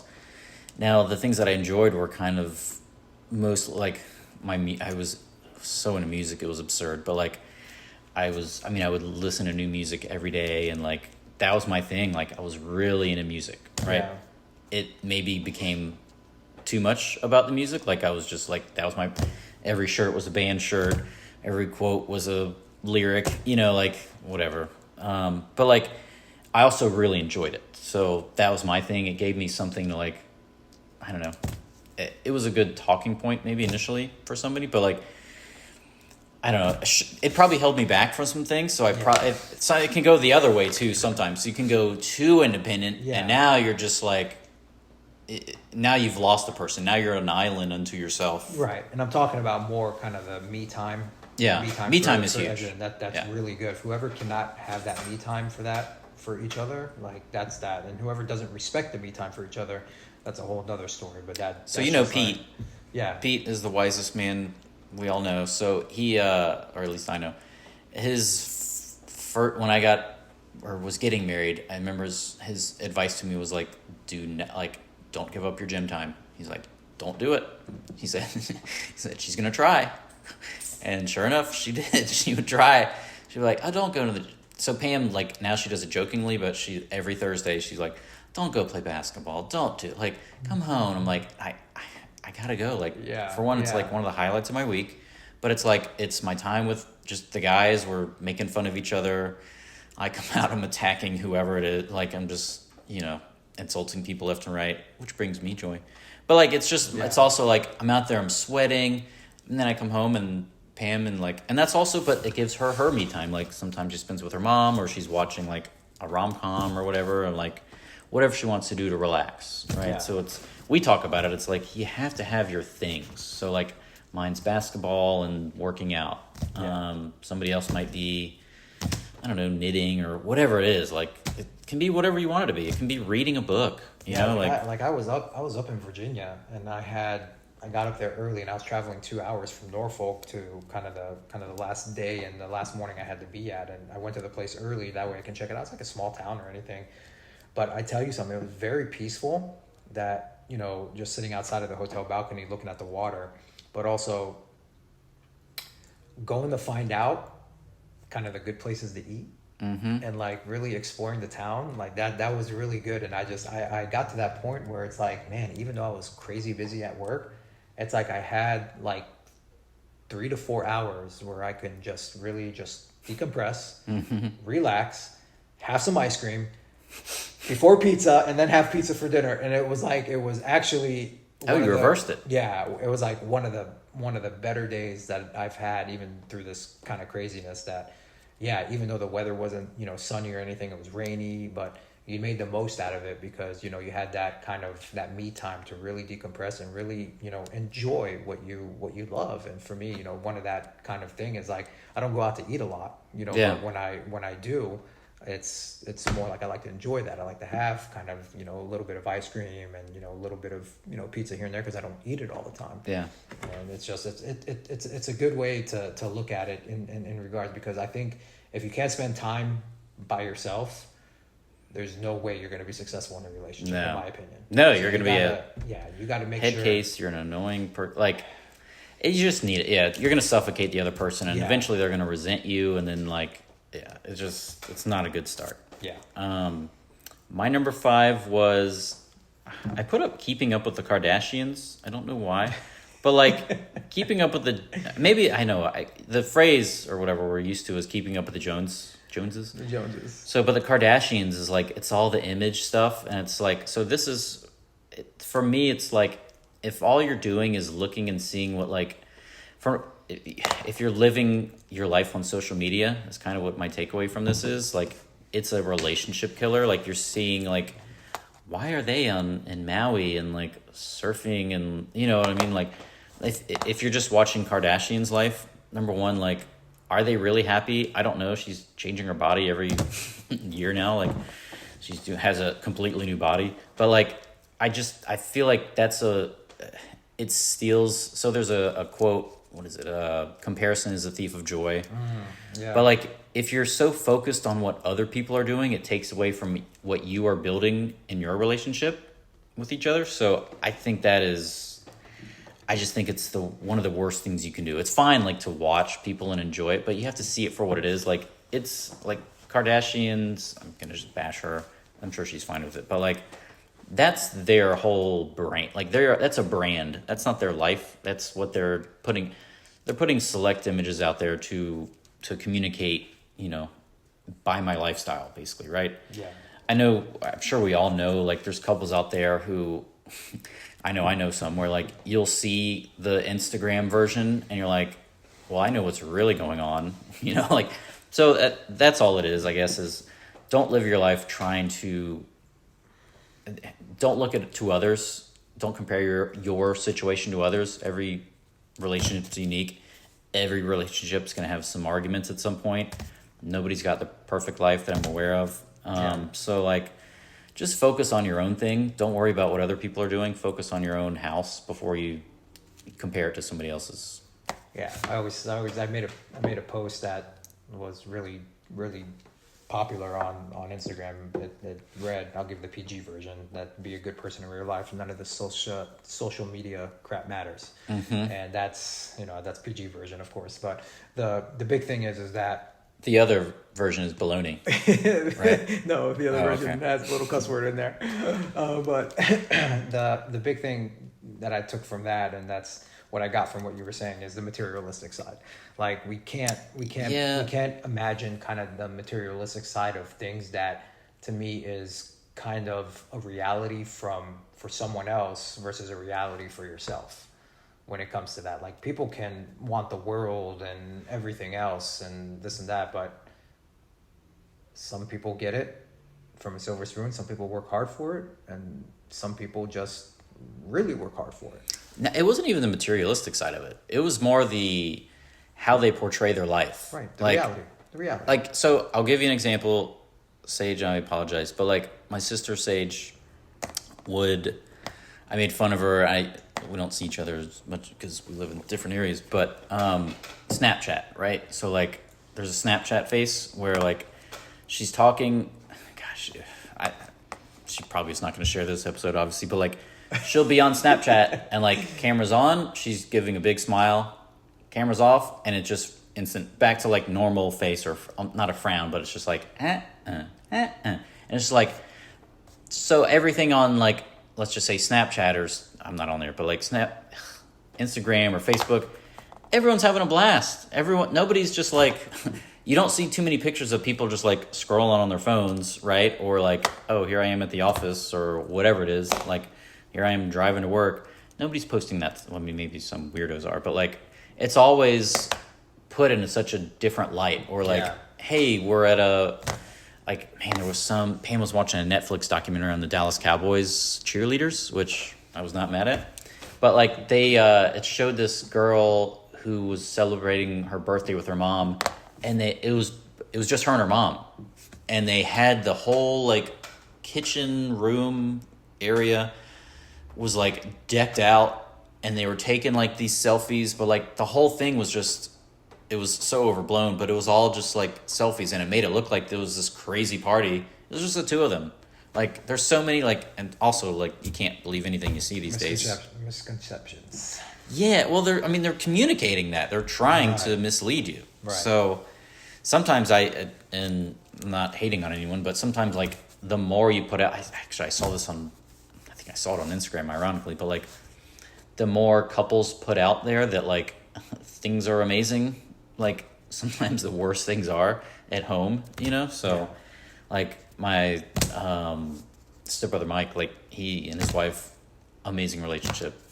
You won't ever see them unless they're tagged in something, but, like, they don't put their stuff out there, right? So, and I think it's I've gotten like that too. I've gotten really kind of really, really intimate with myself, knowing that, okay, this is how I want for people to, for me to portray what I got going on. Like, very kind of, I self-evaluated myself and said, okay, yeah, I kept on doing this, I kept on doing that.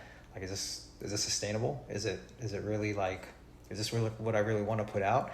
And it wasn't like I was doing it to, like, show off or anything. It was just, like, the life, just keeping up, like you're talking about, keeping up with the Joneses, keeping up with the Joey. Yeah, cool. Okay. But, I'm very selective now what I post, just because, for one, of course, we're living a busy life and everything, but really cause kind of cause wonder. Like I like having kind of wonder. Oh, like got it, people got it, got wondering, it. okay, Yeah, yeah, you yeah. know, why is this person, traveling and this and that? What does he do for work? Is he on the And run? to me, is he on the? Yeah, I mean, it's just that, but that people take that as a misconception because it's like, hey, you didn't post your daily verse today. Like, what's going on? Are you okay? Like, I know you said that. Are you Yeah. alright, Joey? Like, Yeah. no, I mean, yeah, we live a busy life, but yeah, I'm not gonna, force it to share in there or anything. Like, it's just a different mindset right now in this world, what you want to put out in the world, because like we talk about, like the trust and what you want to share and everything. Yeah. It's very private to people. I put And pictures yeah. of Sophie on there. That's Yeah, I mean, about it's it. like you learn that you can live a simple and private life without any kind of drama, without any kind of Yeah. kind of.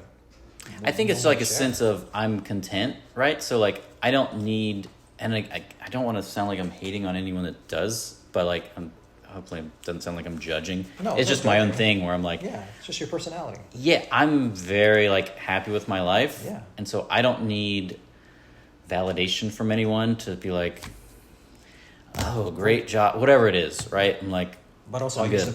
to post a lot about my family. I used to post my nieces and nephews. But what's great about it is I actually Sundays for family day. Like, Yeah. that's what I do. I spend time with my family, my nieces and my nephews. Go to after church. Hopefully, if they come over and everything, and we all hang out. Like, I've been so present with them that I don't take pictures of them. I don't post. Like, Yeah. I've become so present in kind of the life that I want to live and do for myself. Yeah. That everything else doesn't matter at that point in time. Yes, you're present. And that's what I care more about, is being present for Same the here. things that I want. if I go Yeah. spend time like talking to my dad, I'm not like taking a selfie and they're Yeah. like, dad time. I'm like, no, we just have dad time. We don't publish it for the world. Yeah. Anyway, to people that do, that's fine, whatever. It's your own thing. It's just my own personal choice. So, number 5 from GP Tate, using love as a bargaining. Oh, I have such bad handwriting. It looks like tool. Okay, bargaining tool. Oh, if you think you can read my handwriting. Using love as a bargaining tool, which is Gosh. interesting. Yeah, you know what I call that? Negotiated love. Yeah. It's like, you know what? It's not good. You know what? If she texts me, I love you, it's gonna work, and I'm gonna take her out. Like, no, like, take her out. Like, Right. Why are you waiting for someone to tell you I love you for you to take, Yes. go out on a date? Like, no, that's not how it is. Like, Or they're only like, it's negotiated. Like, why are you negotiating your love or bargaining your love for kind of that? You're supposed to, like you talk about, like, communicate that, set something. don't in act a stone. certain way Don't just act to it- to like, yeah, you're not.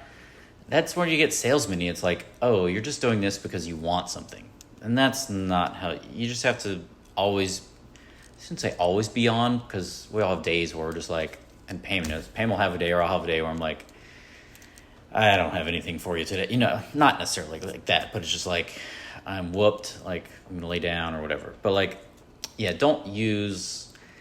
It's just, it becomes transactional at that point. Yeah. And now, what are you? It's not a relationship. It's a customer. It's like a customer.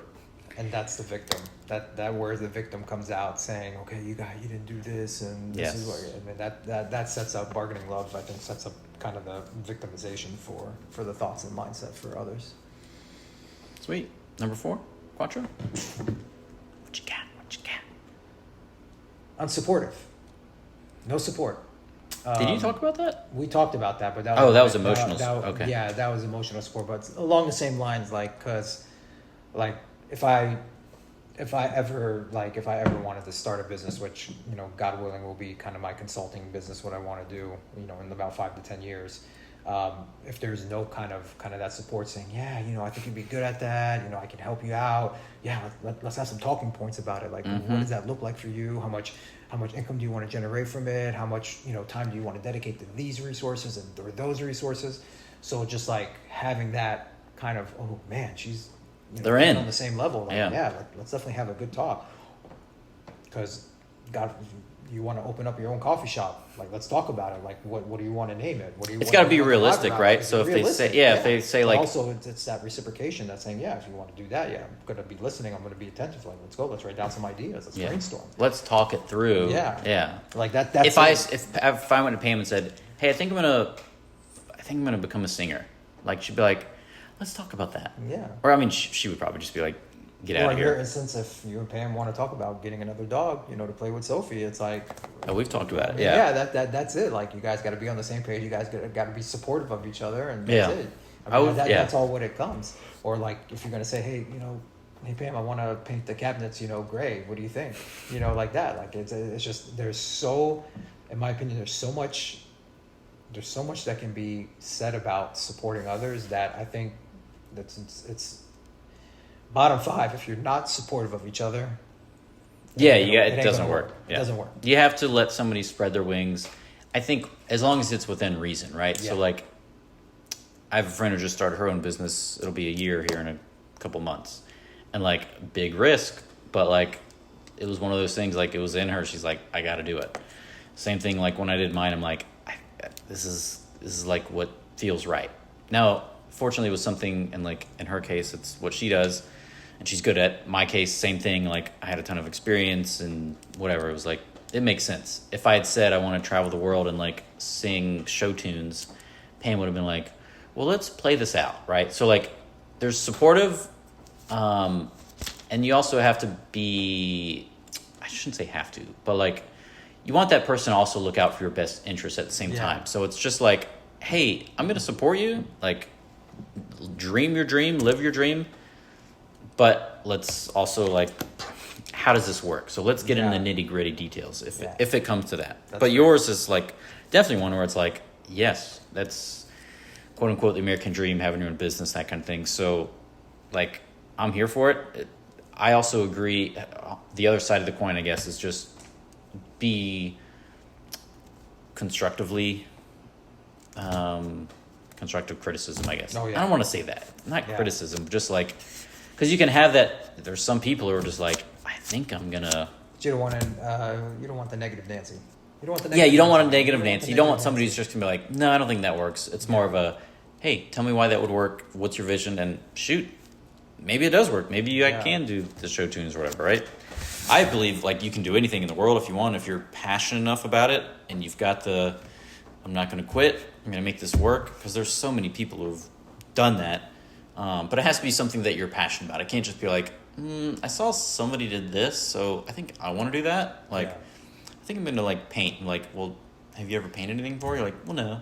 But also for like Pam too, like you're saying, like about the gym. It's like, yeah, babe, you gotta support my health goals. Like, I want to be healthy. Yes. Like, don't do this to me. She also knows so because stuff she like went that. there. Because not gonna repeat that, but it's like, that's what I mean more into relationships and everything. Like, you wanna be supportive about each other. Got it. Goals Yeah. and everything. I know. I went that's, on the whole job thing, but anything like anything. supportive of your faith or of your like. Yeah, self-pride. It's like, hey, I have to do this. And Pam, sometimes it takes a little bit of work, but it's like, I got to go on a walk, right? Like, if I'm not going to go to the gym, I just need to do something, because I know myself, like, if I don't do any kind of physical activity that day, I'm going to feel like crap. Yeah. And it's going to put me in a bad mood, and I don't want that. So, like... And that's something, if you want to have, that person join, like, hey, you want to come? Like, it's cool. No? Right. Oh, yeah, exactly.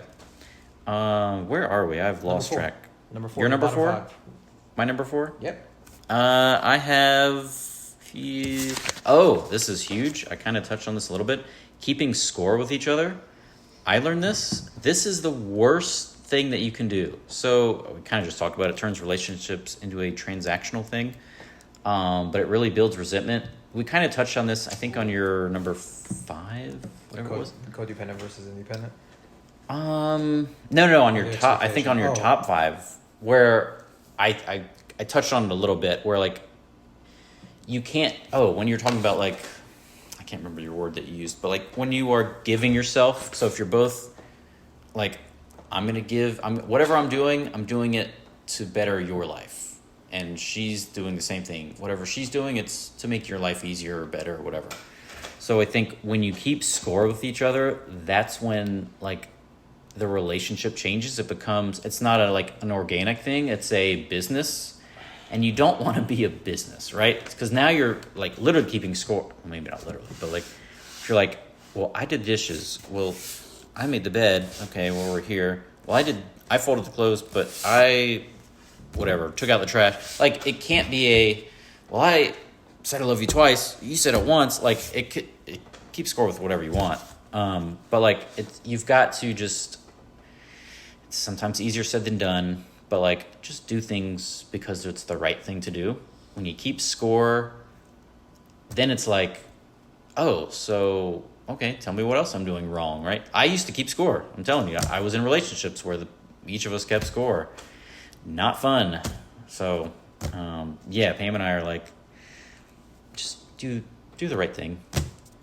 That's all. Yeah.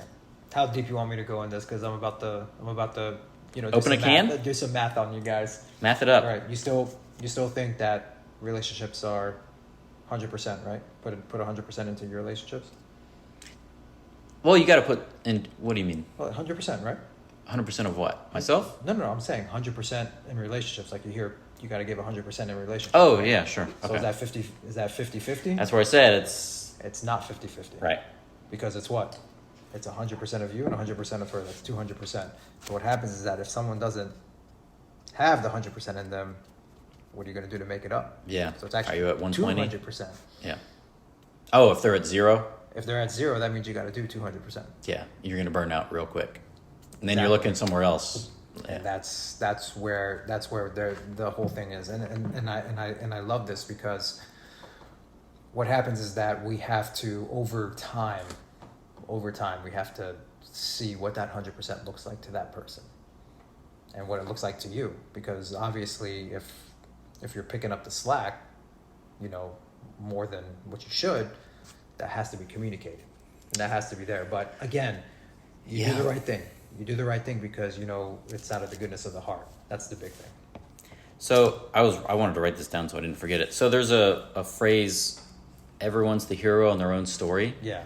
So that can be something too where it's like, I know I've been guilty of this, where I'm like, I'm doing this, and Jeannie makes fun of us. We'll reference Jeannie a few times, but like, I always joke about, I think she jokes about like, every man thinks he's like the hardest working man in the world.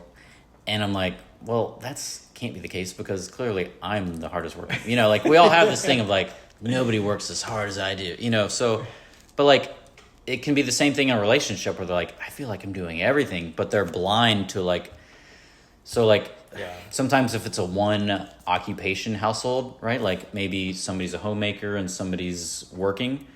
Sometimes those things get valued differently. And it's like, hey man, like the homemaking thing is a big part of it. Like that's, so. But you also got to understand that if, God forbid, someone, close to them passes away in their family, they're not going to be at that 100%. During that time that they're grieving and everything, and it just goes to show you there could be something going on. You got to pick up the slack. So there's just so many factors, but if that's not communicated and that's not talked about, like it's always going to be a vicious circle, thinking that now I'm going to be the one that's going to have to pick up the extra 50%. Yeah. This and that. So as long as there's an understanding, communication and everything, as long as there's that, I think kind of what you're talking about. You don't have to keep score. Right. Like there's no need to be like, okay, she got me, cologne for my birthday. I got 3 presents. I got 3 presents for Christmas and she's got 2, because that's what my nieces and nephews do. They're like, well, you got 2. I'm like, it ain't about the number of gifts. Right. It's about the quantity. It's about the quality. It ain't about the quantity. It's about the quality of the gift. Like, but theirs is also better. Like, yeah. I like them more, obviously. It's crazy. For me, I'm more quality versus kind of quantity when it comes to that. Like quality. And that, I think that just sums up about the score, because it's like, for me, I don't do that like you're talking about. It's easy to do. It's easy to get sucked into. Yeah, it is. And that, because a lot of people, they're used to that, and it's like, that's that kind of habitual nature that they're taking part of in their relationships, and that's just a pattern that's just developed in everything. We all have I say all of us, but like a lot of people have a tendency to kind of the whole hero in their own story thing, but like we see all the good that we're doing and we don't see maybe the bad that we're doing or like the things that we're slacking on, because we tend to focus on our strengths, not our weaknesses. And so it's like, hey, I'm doing all this, but another person's like, yeah, well, like Pam out constantly has to remind me, like, well, your clothes aren't washing themselves. You know what I mean? Like stuff like that, where it's just like, you know what? That's an excellent point. So I would tell you that. So I'd say, hey, set a date. Yeah. What's your date? Every Saturday, go do your laundry. Boom. That's it.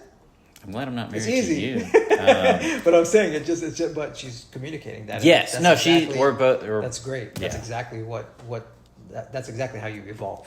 I mean, that's the big Yes. thing. And that's great. trusting that, okay, the other person is, but like Yeah. communication is kind of the root cause of all that stuff. Number 4 from the GPT was unrealistic expectations of perfection, which sounds like a title of something. gosh. I know. I feel like you're going to pop off on this. Well, I'm glad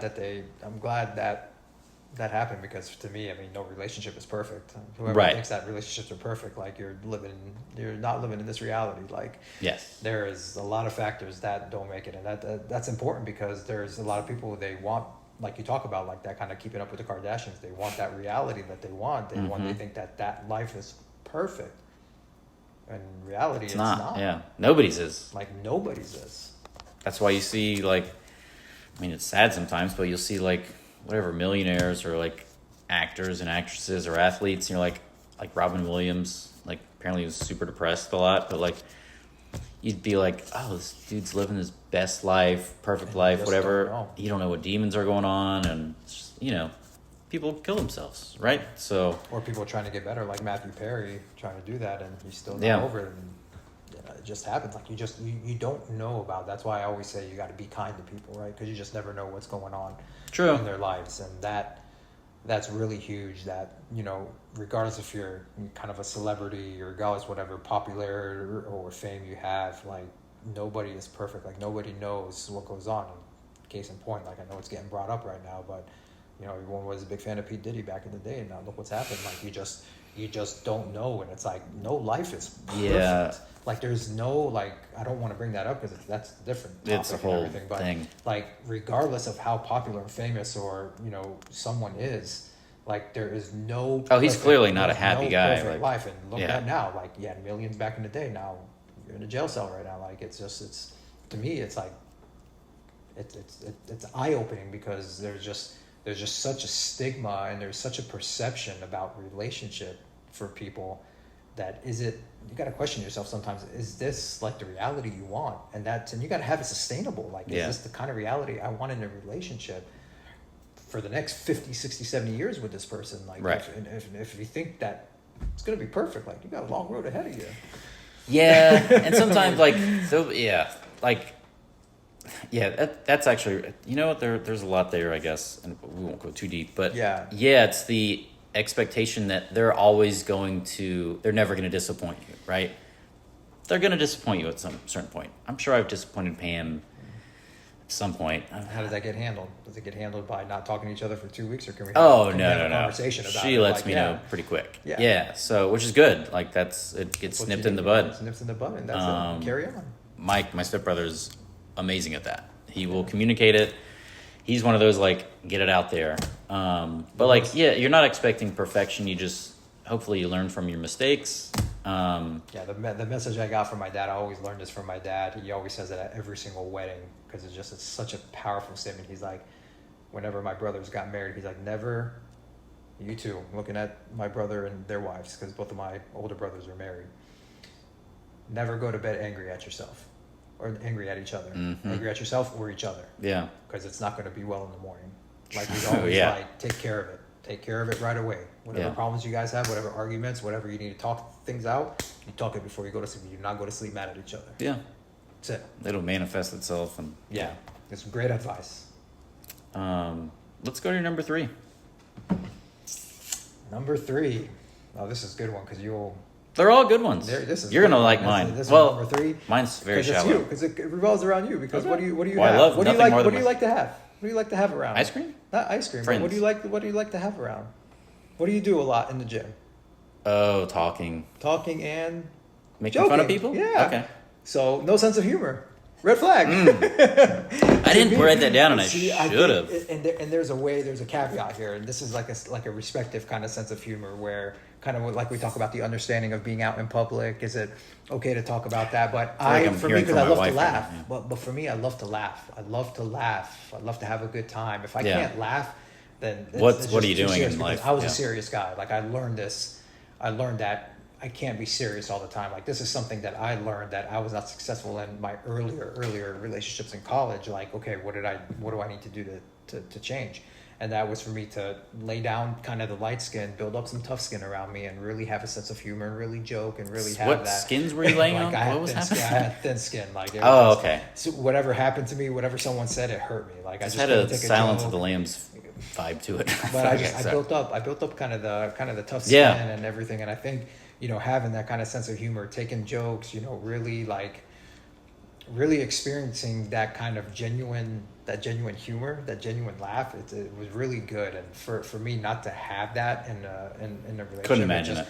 No, I gotta laugh. Like I want to make sure I laugh when my stomach hurts or something like that. Like I love that. Stop right before that, but but it's just such a good feeling because I love comedy. I love going to comedy shows. I love funny movies and everything. But from laughing when I was a kid, doing that, like I love that kind of almost like. I think it makes me feel like almost like a kid back in the day, right? When you're laughing and when you're joking and when you're having fun, and I think that's really important in a relationship. And when there's none, it's so bland. Done. Yeah, no, you can't be with funny. Like they don't have to be hilarious, but you have to be able to communicate. Yeah, I say communicate, but make each other laugh. Put Smile. it that way. Yeah, there's got to be a lot of smiling in there.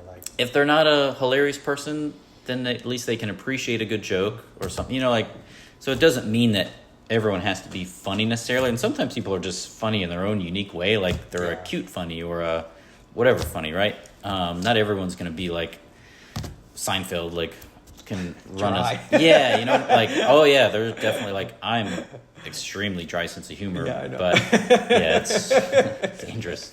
Not everyone loves it. Not everyone loves it, but the ones that do, they appreciate it. So sense of humor is I should have put that on mine. I'm kind of embarrassed that I didn't. It's okay. I picked up the slack.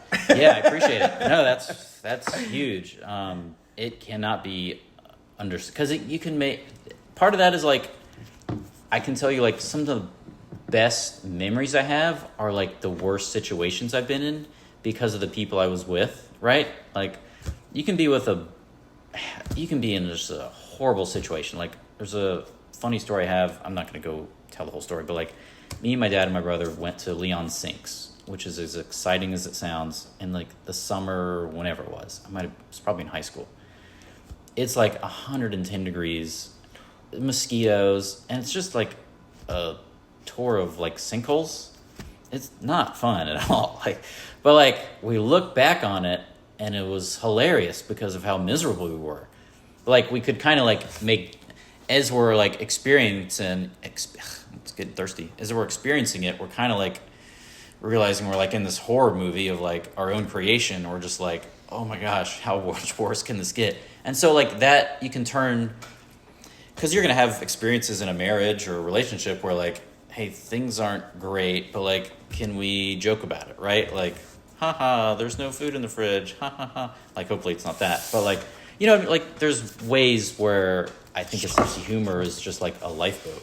So yeah, my number 3, no ugly people.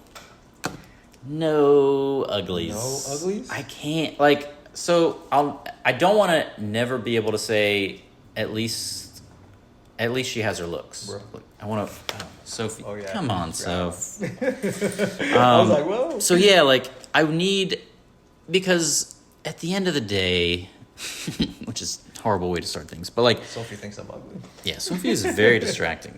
Soph, hey, stop. Jeez, Sophie. She's this podcast is going on too long. But yeah, I need somebody. It doesn't have to be a supermodel. So we might have talked about this before we were on the pod, but I think most people, young people, start off I just want to date the hottest person available, and yes, that's great, but it doesn't always work out. Maybe like there's a personality clash, or like all the values that we listed at the top aren't there, or some of them aren't there. So like, but I also like, I hope it doesn't sound too superficial, but like, I say like way too much. It's got to be somebody that you're attracted to, right? Yeah. I don't want to just look over there and like, you're like, you don't want to be startled by them if you see them, right? They come around the corner, you're like, ah. You're like, oh, sorry, I thought it was a goat. You know, like, I don't want that. Yeah. Like, you need somebody. It doesn't mean they have to be a 10. It's just somebody that, I guess, if you think they're ugly, it's just not a good. I don't know. It takes me out of it. I like my tens to be from the inside, from the heart. Okay. And I think just from the inside out, I think a lot of people they see the outside without looking on the inside. I think that's kind of the takeaway I get from this, is that you're right. I think. Oh no! I mean, they got to be hot. No, I'm just kidding. Yeah, the people have different perceptions of hot, right, or different perspectives of hot. Just like because, there's beauty. It doesn't have to be like but you hot. Gotta be a good you got to be a good person in real life. Like, oh, that's it. Like, if you're a nasty person, not nasty, ugly. Like, it doesn't like someone can be the hottest of the hottest, right? But if they don't have a personality, like, no. There's that saying of, to me, that just doesn't fit, and I don't want to call them ugly, because it's not my place to do that. It's not in alignment with someone that I would want to associate with, right? Yeah. Like for me, like I look at it from the inside. Like, does this person do like kind of community service? Does she have a good reputation with kind of my friends or whatnot? And that's something there. Is she a good person? Like, how about that butt? Or outside or work? No, like, okay. I mean, yeah. I mean, that's kind of the bonuses that I say. Yes. If the beauty on the outside comes with that, like, that's just the bonuses on the outside. And for me, I agree with you. I think you have to be kind of a beautiful, wholesome person. Like, yes. Andrew uses the word wholesome with us, right? You're such a wholesome person, Joey. And it's like, yes, yes. Sorry, I thought you were. It's like that's what I look at. I look more of the wholesome kind of. I think kind of the environment that they bring into life. And, yes. And the surroundings too. So. We are in agreement. Number 3 from the GPT is avoiding conflict at all costs, which I think goes towards like, man, I say like so many times, goes towards communication. I feel like we kind of talked about this somewhere. Yeah, we're like, oh, God, I need like a little trigger every time I say like, Sophie's up here now. But when you avoid conflict at all costs, there's certain things you're not going to be able to communicate. Yeah. Right? So I think that one is actually, there's a lot of truth to that. You're never going to grow with a relationship. Like, it's almost like constructive burning. Like, there's things that you have to tackle. Sophie's amazed by my hands. But there's things that you have to address. And maybe it's politics. Maybe it's a relationship with family or food or the gym or whatever it is, right? So there's certain things.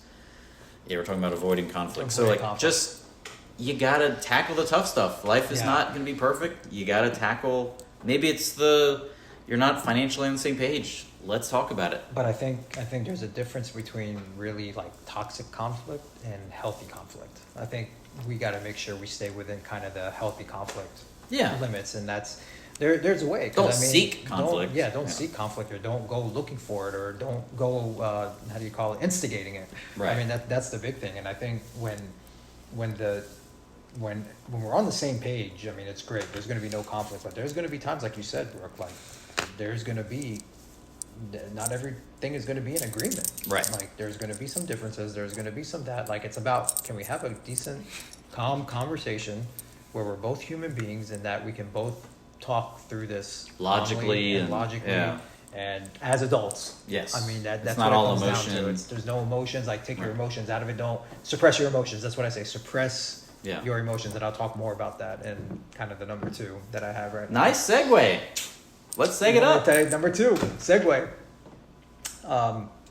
Not expressive, holding in feelings. Yeah. And I think when, and we talk about that, I like following young Pueblo on IG. Very good. He wrote a great book. He's very, very into kind of a really different and unique way in looking at feelings and emotions and relationships and everything.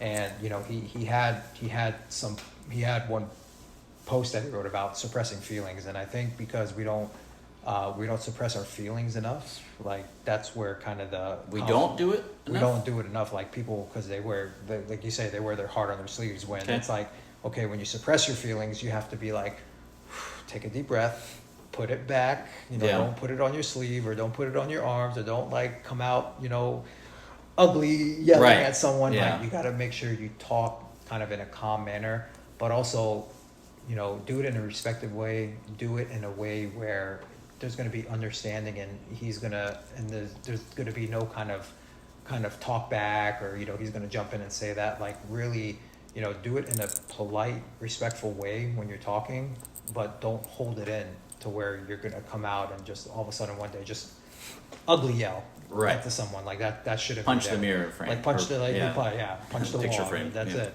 Like, that's the big thing. I don't want people to keep holding in their feelings. I mean, that's not what relationships are for. Relationships are supposed to be about balance, compromise, talk, everything. So, well said.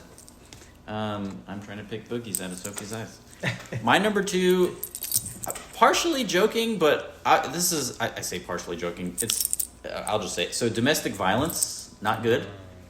Kind of obvious, but like there's some people who put up with it, and it's not. I put on here, it made me laugh. Super annoying. Domestic violence is super annoying.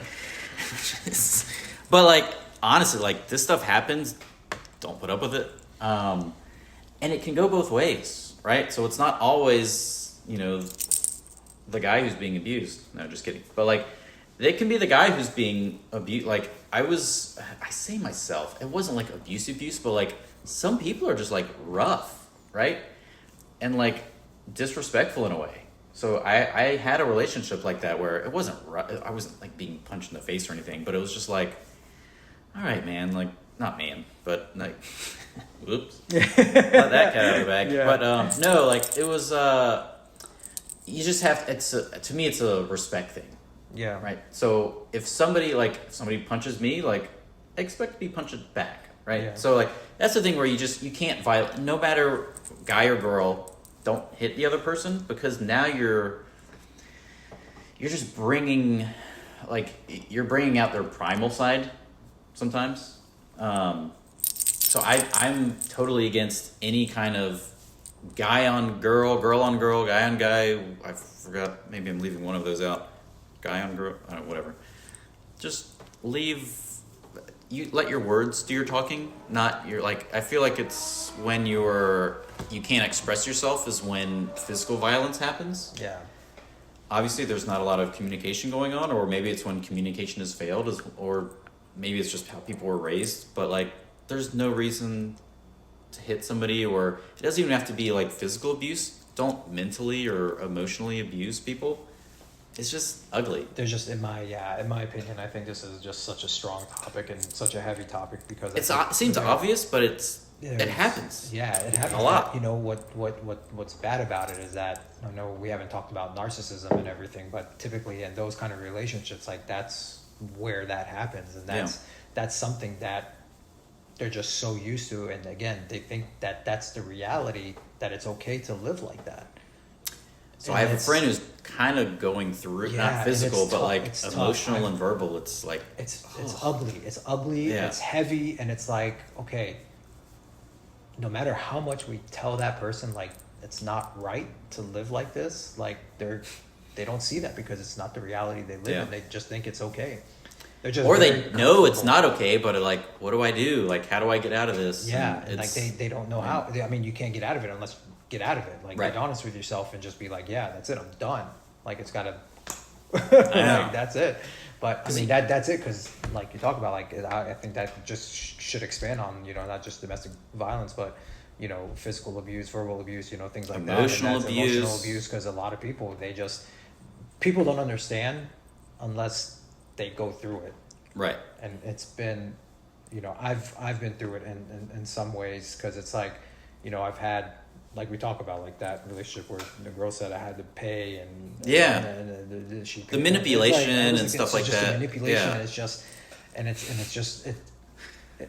I I don't understand how people live like that or how people can treat people like that. Yes. Just because, to me, I believe in karma a lot, and it's just a different reality that I wouldn't want to live in, and that I wouldn't want, a woman that I would want to be living my life with to live like that. Like, there's no way I would put someone through that. No. It's like you talk about, it's just being ugly, and that's not what you want. Yeah. And that's, to me, I think that's a very, very strong point, because once that happens, then we talked about that's what's going to build up the trauma and trauma, and that's what's going to affect the trust in future relationships and this and that. And it's just tough, because I think with that, like you were talking about, like you have a friend that goes that, it just doesn't, go for relationships, it goes for friendships and everything else. Like, this is going to shift the dynamic of people's thoughts and personality, and they have their guard up, or they're just like, it's the deeper. joy kind of comes out of their eyes a little bit, and it's like, it's just rough. I mean, I know I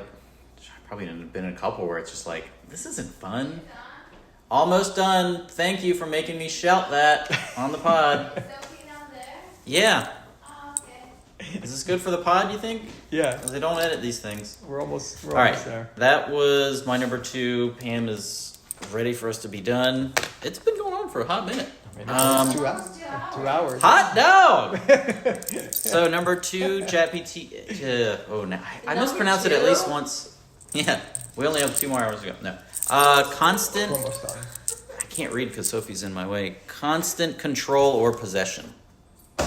This kind of goes in a little bit of the domestic thing, but that's not good. That's a little bit of the codependency thing, but like on steroids. Why do you want to be controlled? Like, why do you want to control someone, or why do you want to be controlled? Like, no. Run away. That's just like, we all have to be our best selves, and you can't be your best self when you're not being yourself. Yeah. I think it goes back to what you were saying. You're not yourself if you're controlled, or you're trying to control someone. Like, it's just not enjoyable. It takes the fun out of it. Pam's taking the snacks out of a bag right now. So, speaking of taking things out of things, right, you're gonna go number 1 first, because you want me to go number 1? Yeah. I know we got to speed this up, because actually, you know what? Do chat GPT first. Look at you. You do number 1, and then I'll do number 1. And we'll end it like that. Chat GPT said changing your partner into someone else. Okay. Pretty heavy. Yeah, a lot of that is maybe the controlling thing, but like you were talking about, living, like, what life do you want to live? Do you want to live the life that you want, or do you want to live the life in the mask? Like you were talking about, like, pick your poison. Right. So that one is, I feel like we probably see that a lot. Maybe even more so on the women's side, they have this thing where they want, like, I can fix him. Yes, he's, he's got this going on and that going on and that going on, but I think I can, like, I don't know. Maybe it's from watching all the house remodeling shows so much, HGTV. But like, they just trying to change your partner. Like, hey, he's great. He does have a little bit of a heroin problem, but other than that, like, great guy. Yeah, or it's like they're trying to wear, like, someone wants you to wear a sweater tucked around your neck and be almost like you're from, like, Yale or something. Yes.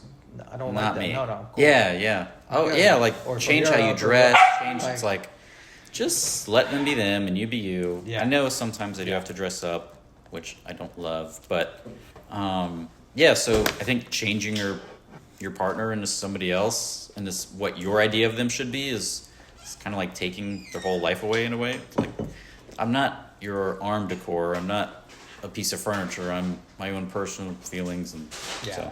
That's why I say, like, I'm simple when I go out. Like I said, jeans, Lacoste shirt, Converse. Yeah. I mean, that's just me, simple life. But, I like to get dressed up a lot, but that's typically what I like wearing, or just, like a regular shirt. True.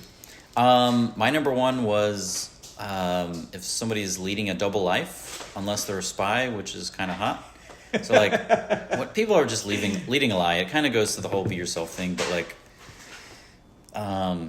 leading that. They just, especially modern day dating, has to be horrible, where, like, you think you know somebody, but, like, oh, they're really, like, they're single on Instagram, but they're married in real life, or whatever, like, people are just leading double life. It's just such a, I don't know. Or it could be with somebody else. It could be they're making out, like, or making it seem like they are top of the world financially, let's just say, and then, like, really things aren't great. Like they got $100,000 in credit card debt, and like so it's just, I guess just dishonest maybe is what it comes down to. But like people who are just kind of fake and misleading you. Yeah. Not a fan. Not real. I think that's great because I learned like a lot of people, they're trying to have like multiple, even like dating, like even like trying to find a girlfriend or trying to find a boyfriend in the first place. Like for me, I've always been kind of the one woman person. Same here. Like I can't get to know two. Oh, now that Pam's gone, I can talk Yeah. truthfully. No, I like to have But a I few. can't have like 2 or 3 people at the same time and getting to know them or talking with them. Or 100% going out. agree. Like that's, it's different when you have friends, of course. It's different when there's friends and everything else that you don't, that you don't have any kind of like extra feelings towards, like Sure. that. Yeah. But when it comes to like getting to know someone or doing that, like you just want to be honest about everything, communicate everything, and just and I love when people try to call me out like that sometimes, even in my previous years, saying that you travel a lot, I don't know why it's like, yeah, I travel for work. Right. Like that's it. I go to work, I go to the gym, and that's it. Like that's it. Like if you don't trust that, then we can't be in a relationship. Like right. if you can't trust me by telling you this and you have a problem with it, like it ain't gonna work. And I'm very honest about that, just because that's the way it's supposed to be. Like that's the way I choose to live my life, because again, I'm not a perfect person, but I know and I believe in karma enough to where like I wouldn't want to be treated as this type of scenario where it's like, yeah, okay, this one person is telling me this when we're together, and then just completely does the opposite. Yes. Behind my back. So yep, two-faced, however you want to put it. It's just leading double. I don't know, just the misleading, lying, dishonesty. Yeah, not a fan. Yeah. All right, my number the one, grand finale. Jeez. And I need some ice cream. Yeah, I talk about this in my book a lot. 1 foot in and 1 foot out. Like, yeah, I'm an all in type of person. And again, I'm very honest with myself. If I can't be all in, like 100% with kind of myself and giving all myself, like I won't even pursue that, just because I have a lot of respect for that person, and I have a lot of respect for myself, and I don't want to waste any. It's like honoring it in a way. You're honoring it, yeah. But again, a lot of people are on the fence. It's like, should I do this? Should I do that? And it's like, no. It's like if you're 1 foot in, it's like it's either me or someone else. Like I'm not going to be your backup plan. Like that's what I say. I'm going to be the choice, not the backup plan. Like that's 100% agree.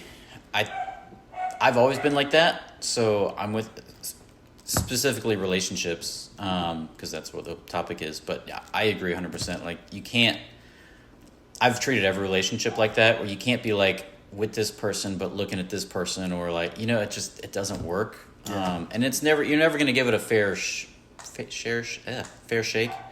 This is like Joe Rogan territory, so I'm starting to wind down. But it's good. Yeah, you're never going to give it. I've always felt that like it seems like most of my friends would date 2 or 3 people at a time, both male and female, or it's just like the way things go. And I'm like, I just can't. For one, I feel like I'm cheating on somebody. I can't be like pursuing this person and then also pursuing this. It's just, it doesn't work for me. I'm like a one task at a time kind of guy. Yeah. But it also just feels dirty. It feels dishonest. I feel like I'm doing something wrong. Yes. Yeah. So, man, you and I should have dated. No, I'm kidding. But like, you're not my type. Yeah. Bald. Let me guess. Dry sense of humor. Yeah. A lot of flags here. But no, I think that's an awesome one. I'm once again jealous I didn't write it down. Oh, you did. But that's huge. Yeah. It's commitment is kind of what you talked about too. So, it's like, don't even try if you're not going to. I don't want anybody to have their escape route planned for dating Yes. me. I mean, that's the big thing. And that's what I worry about more, because, I worry about investing time and everything. Like I'm very conservative. I'm very particular about my energy and where it flows. You can't get time back. That's the thing. It. Yeah. Like you can't get time back. And I know it's always been said. Sorry, I'm just watching Sophie. It seems like she's going to ring the bells here in a second. I think that wraps it up. Yeah. That was great. I feel good. Sophie's ready to go. Hopefully it's a number 1, because I'm not in the mood to pick up a number 2. She's making sure that we heard the bell.